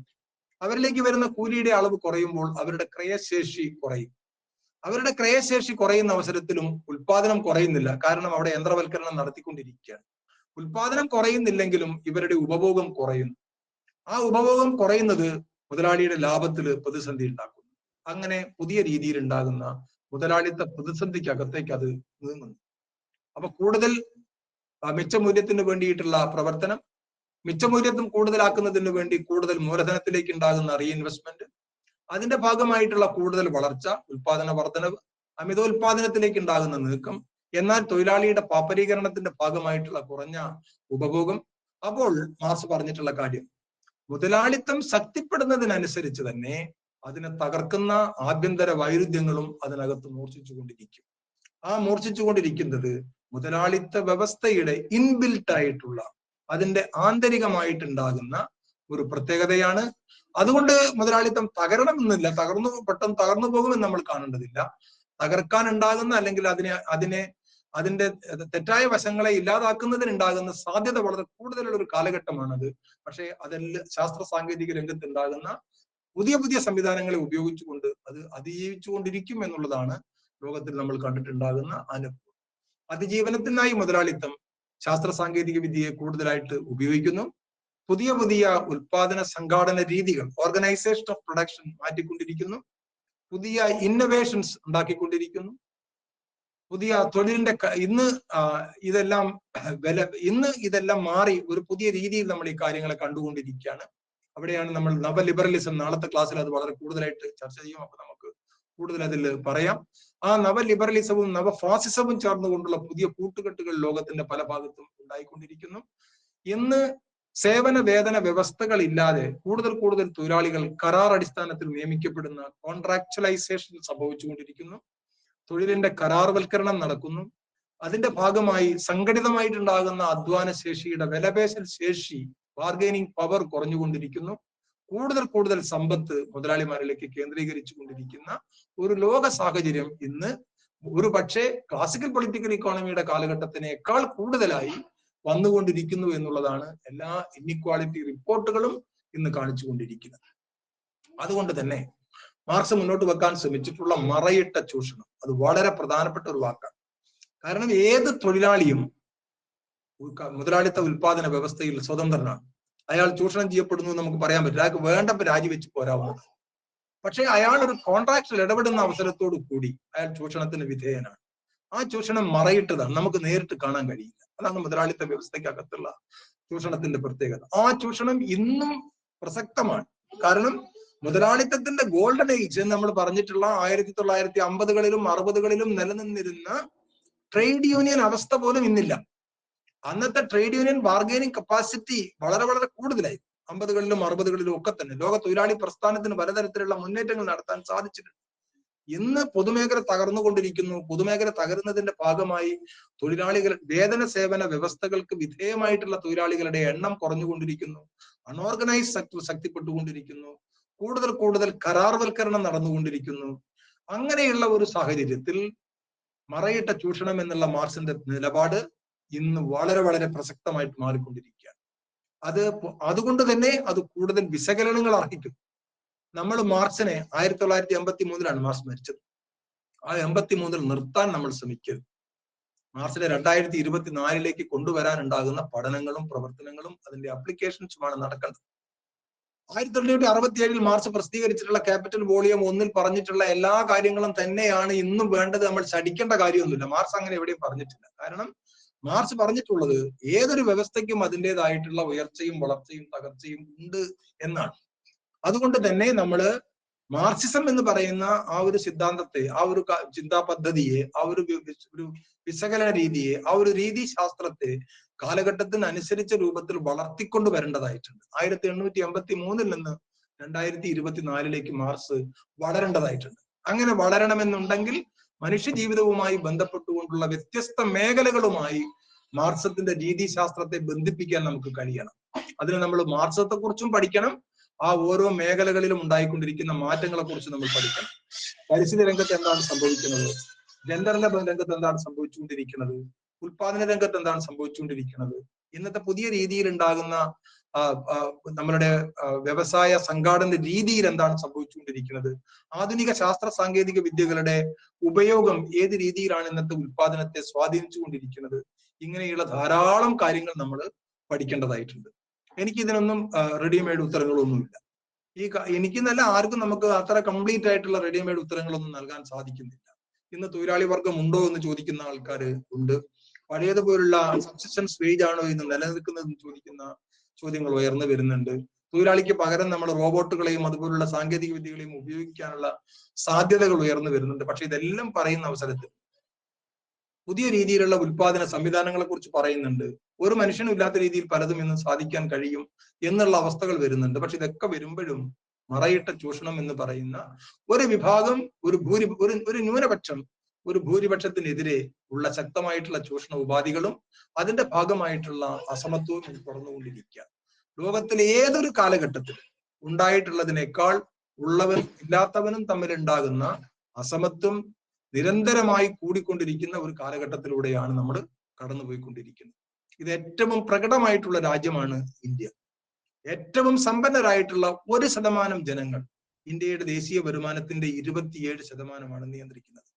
ഇത്രയും 1% വരുന്ന ജനങ്ങൾ ഇത്രയും ദേശീയ വരുമാനം നിയന്ത്രിക്കുന്ന ഒരൊറ്റ രാജ്യവും ഇന്ന് ലോകത്തില്ല. അതാണ് നമ്മൾ കാണുന്നത്. ഈ ബ്രൂണൈ എങ്ങാനുണ്ടോ എന്നുള്ളത് എനിക്കറിയില്ല. പക്ഷെ ലോകത്തിലെ അറിയപ്പെടുന്ന G7, G20 എന്നെല്ലാം പറയുന്ന രാജ്യങ്ങളിൽ ഒന്നും തന്നെ ബ്രിട്ടനിൽ 11%, ഫ്രാൻസിൽ 13%, അമേരിക്കയിൽ 20%. ഇതെല്ലാം നമ്മൾ കാണേണ്ടതായിട്ടുണ്ട്. 1% വരുന്ന ജനങ്ങൾ 23% ദേശീയ വരുമാനം നിയന്ത്രിക്കുന്ന രാജ്യമാണ് ഇന്ത്യ. അത്രയും അസമത്വമാണ് നിലനിൽക്കുന്നത്. ആ അസമത്വത്തിന്റെ പിറകിൽ തൊഴിലാളിയുടെ സോഷ്യലായിട്ടുണ്ടാകുന്ന ഉൽപാദന സംഘാടനവും ഇൻഡിവിജ്വൽ ആയിട്ടുണ്ടാകുന്ന അപ്രോപ്രിയേഷനുമാണ് എന്നുള്ള കാര്യം വളരെ വ്യക്തമാണ്. അതുകൊണ്ട് തന്നെ അത് മനസ്സിലാക്കിക്കൊണ്ടുള്ള ഇടപെടൽ നമ്മളെ ഭാഗത്ത് നിന്ന് എല്ലാ രംഗത്തും ഉണ്ടാകേണ്ടതായിട്ട് ഉണ്ട്. ഞാൻ തൽക്കാലം ഇവിടെ നിർത്തുകയാണ്. ചില പുസ്തകങ്ങൾ എനിക്ക് നിർദ്ദേശിക്കാനുള്ളത്, വളരെ ചെറിയ ഒരു പുസ്തകം, മലയാളത്തിലുള്ള 4 പുസ്തകങ്ങൾ ഞാൻ നിർദ്ദേശിക്കുകയാണ്. ഒന്ന് എമിൽ ബേൺസ് എന്ന് പറയുന്ന അദ്ദേഹം എഴുതിയിട്ടുള്ള വാട്ട് ഈസ് മാർക്സിസം എന്ന് പറയുന്ന പുസ്തകത്തിന്റെ മലയാള തർജ്ജമ, എന്താണ് മാർക്സിസം എന്നുള്ള പുസ്തകം ലഭ്യമാണ്. നമ്മളെ MB-യും ഐസക്കും ചേർന്ന് എഴുതിയിട്ടുള്ള അർത്ഥശാസ്ത്രം ഹരിശ്രീ എന്ന് പറയുന്ന പുസ്തകങ്ങള്, EMSന്റെ തന്നെ മാർക്സിസം ഒരു പാഠപുസ്തകം എന്നുള്ള പുസ്തകം, ഡോക്ടർ MB എഴുതിയിട്ടുള്ള വൈരുദ്ധ്യാത്മക ഭൗതികവാദം, ഇതൊക്കെ ബേസിക് ആയിട്ട് നമുക്ക് വായിക്കാവുന്ന പുസ്തകങ്ങൾ. ഞാൻ നേരത്തെ പറഞ്ഞതുപോലെ മാർക്സിന്റെ കൂലി വില ലാഭം എന്ന് പറയുന്ന പുസ്തകം, കമ്മ്യൂണിസ്റ്റ് മാനിഫെസ്റ്റോ, പ്രകൃതിയിലെ വൈരുദ്ധ്യാത്മകത. ഇനി അല്പം ഡീറ്റെയിൽ ആയിട്ട് പഠിക്കണമെന്ന് തോന്നുന്ന ആൾക്കാർ 20ാം നൂറ്റാണ്ടിലെ ഏറ്റവും പ്രസിദ്ധനായ മാർക്സിസ്റ്റ് സൈദ്ധാന്തികനായിരുന്ന പോളം സ്യൂസി എഴുതിയിട്ടുള്ള തിയറി ഓഫ് ക്യാപിറ്റലിസ്റ്റ് ഡെവലപ്മെന്റ് എന്ന് പറയുന്ന പുസ്തകമാണ് ഇതിനെല്ലാം തന്നെ കുറച്ചും കൂടി അഡ്വാൻസ് ലെവലിലേക്ക് നമുക്ക് വായിക്കാനും പഠിക്കാനും പറ്റുന്നത്. ഈ ഒരു വിഷയം നമുക്ക് നമ്മുടെ സംഘടനാ വിദ്യാഭ്യാസത്തിന്റെ ഭാഗമായിട്ട് ഇവിടെ അവതരിപ്പിക്കാനും, തുടർന്ന് നിങ്ങൾ എല്ലാവരും വീട്ടിൽ നിന്നോ എങ്ങനെയായാലും അതിന്റെ ചർച്ചകൾ നടത്തി, ഇത്തരം കാര്യങ്ങൾ നമുക്ക് കണ്ടില്ലാന്നടിക്കാൻ കഴിയില്ല. ഇത്തരത്തിലുണ്ടാകുന്ന കാര്യങ്ങൾ നമുക്ക് ഉൽപാദന സംവിധാനങ്ങളുമായി ബന്ധപ്പെടുത്തി മനസ്സിലാക്കേണ്ടതായിട്ടുണ്ട്. ശാസ്ത്ര സാങ്കേതിക രംഗത്തെ പുതിയ മുന്നേറ്റങ്ങൾ ഏത് രീതിയിൽ പ്രയോജനപ്പെടുത്തുന്നു എന്നുള്ള കാര്യങ്ങളുമായി ബന്ധപ്പെടുത്തേണ്ടതുണ്ട്. മാർക്സ് ഇതിനെല്ലാം ഉത്തരം പറഞ്ഞിട്ടില്ല. അതുകൊണ്ട് തന്നെ ആ രീതി ശാസ്ത്രത്തിനകത്ത് നിന്നുകൊണ്ട് ഇതിന് ഉത്തരം കണ്ടെത്തുക എന്നുള്ളത് നമ്മളേതുപോലുള്ള ആൾക്കാർ കൂടുതലായി പ്രവർത്തിക്കേണ്ടുന്ന മേഖലയാണ് എന്ന് മാത്രം സൂചിപ്പിച്ചുകൊണ്ട് തൽക്കാലം ഞാനിവിടെ നിർത്തുന്നു.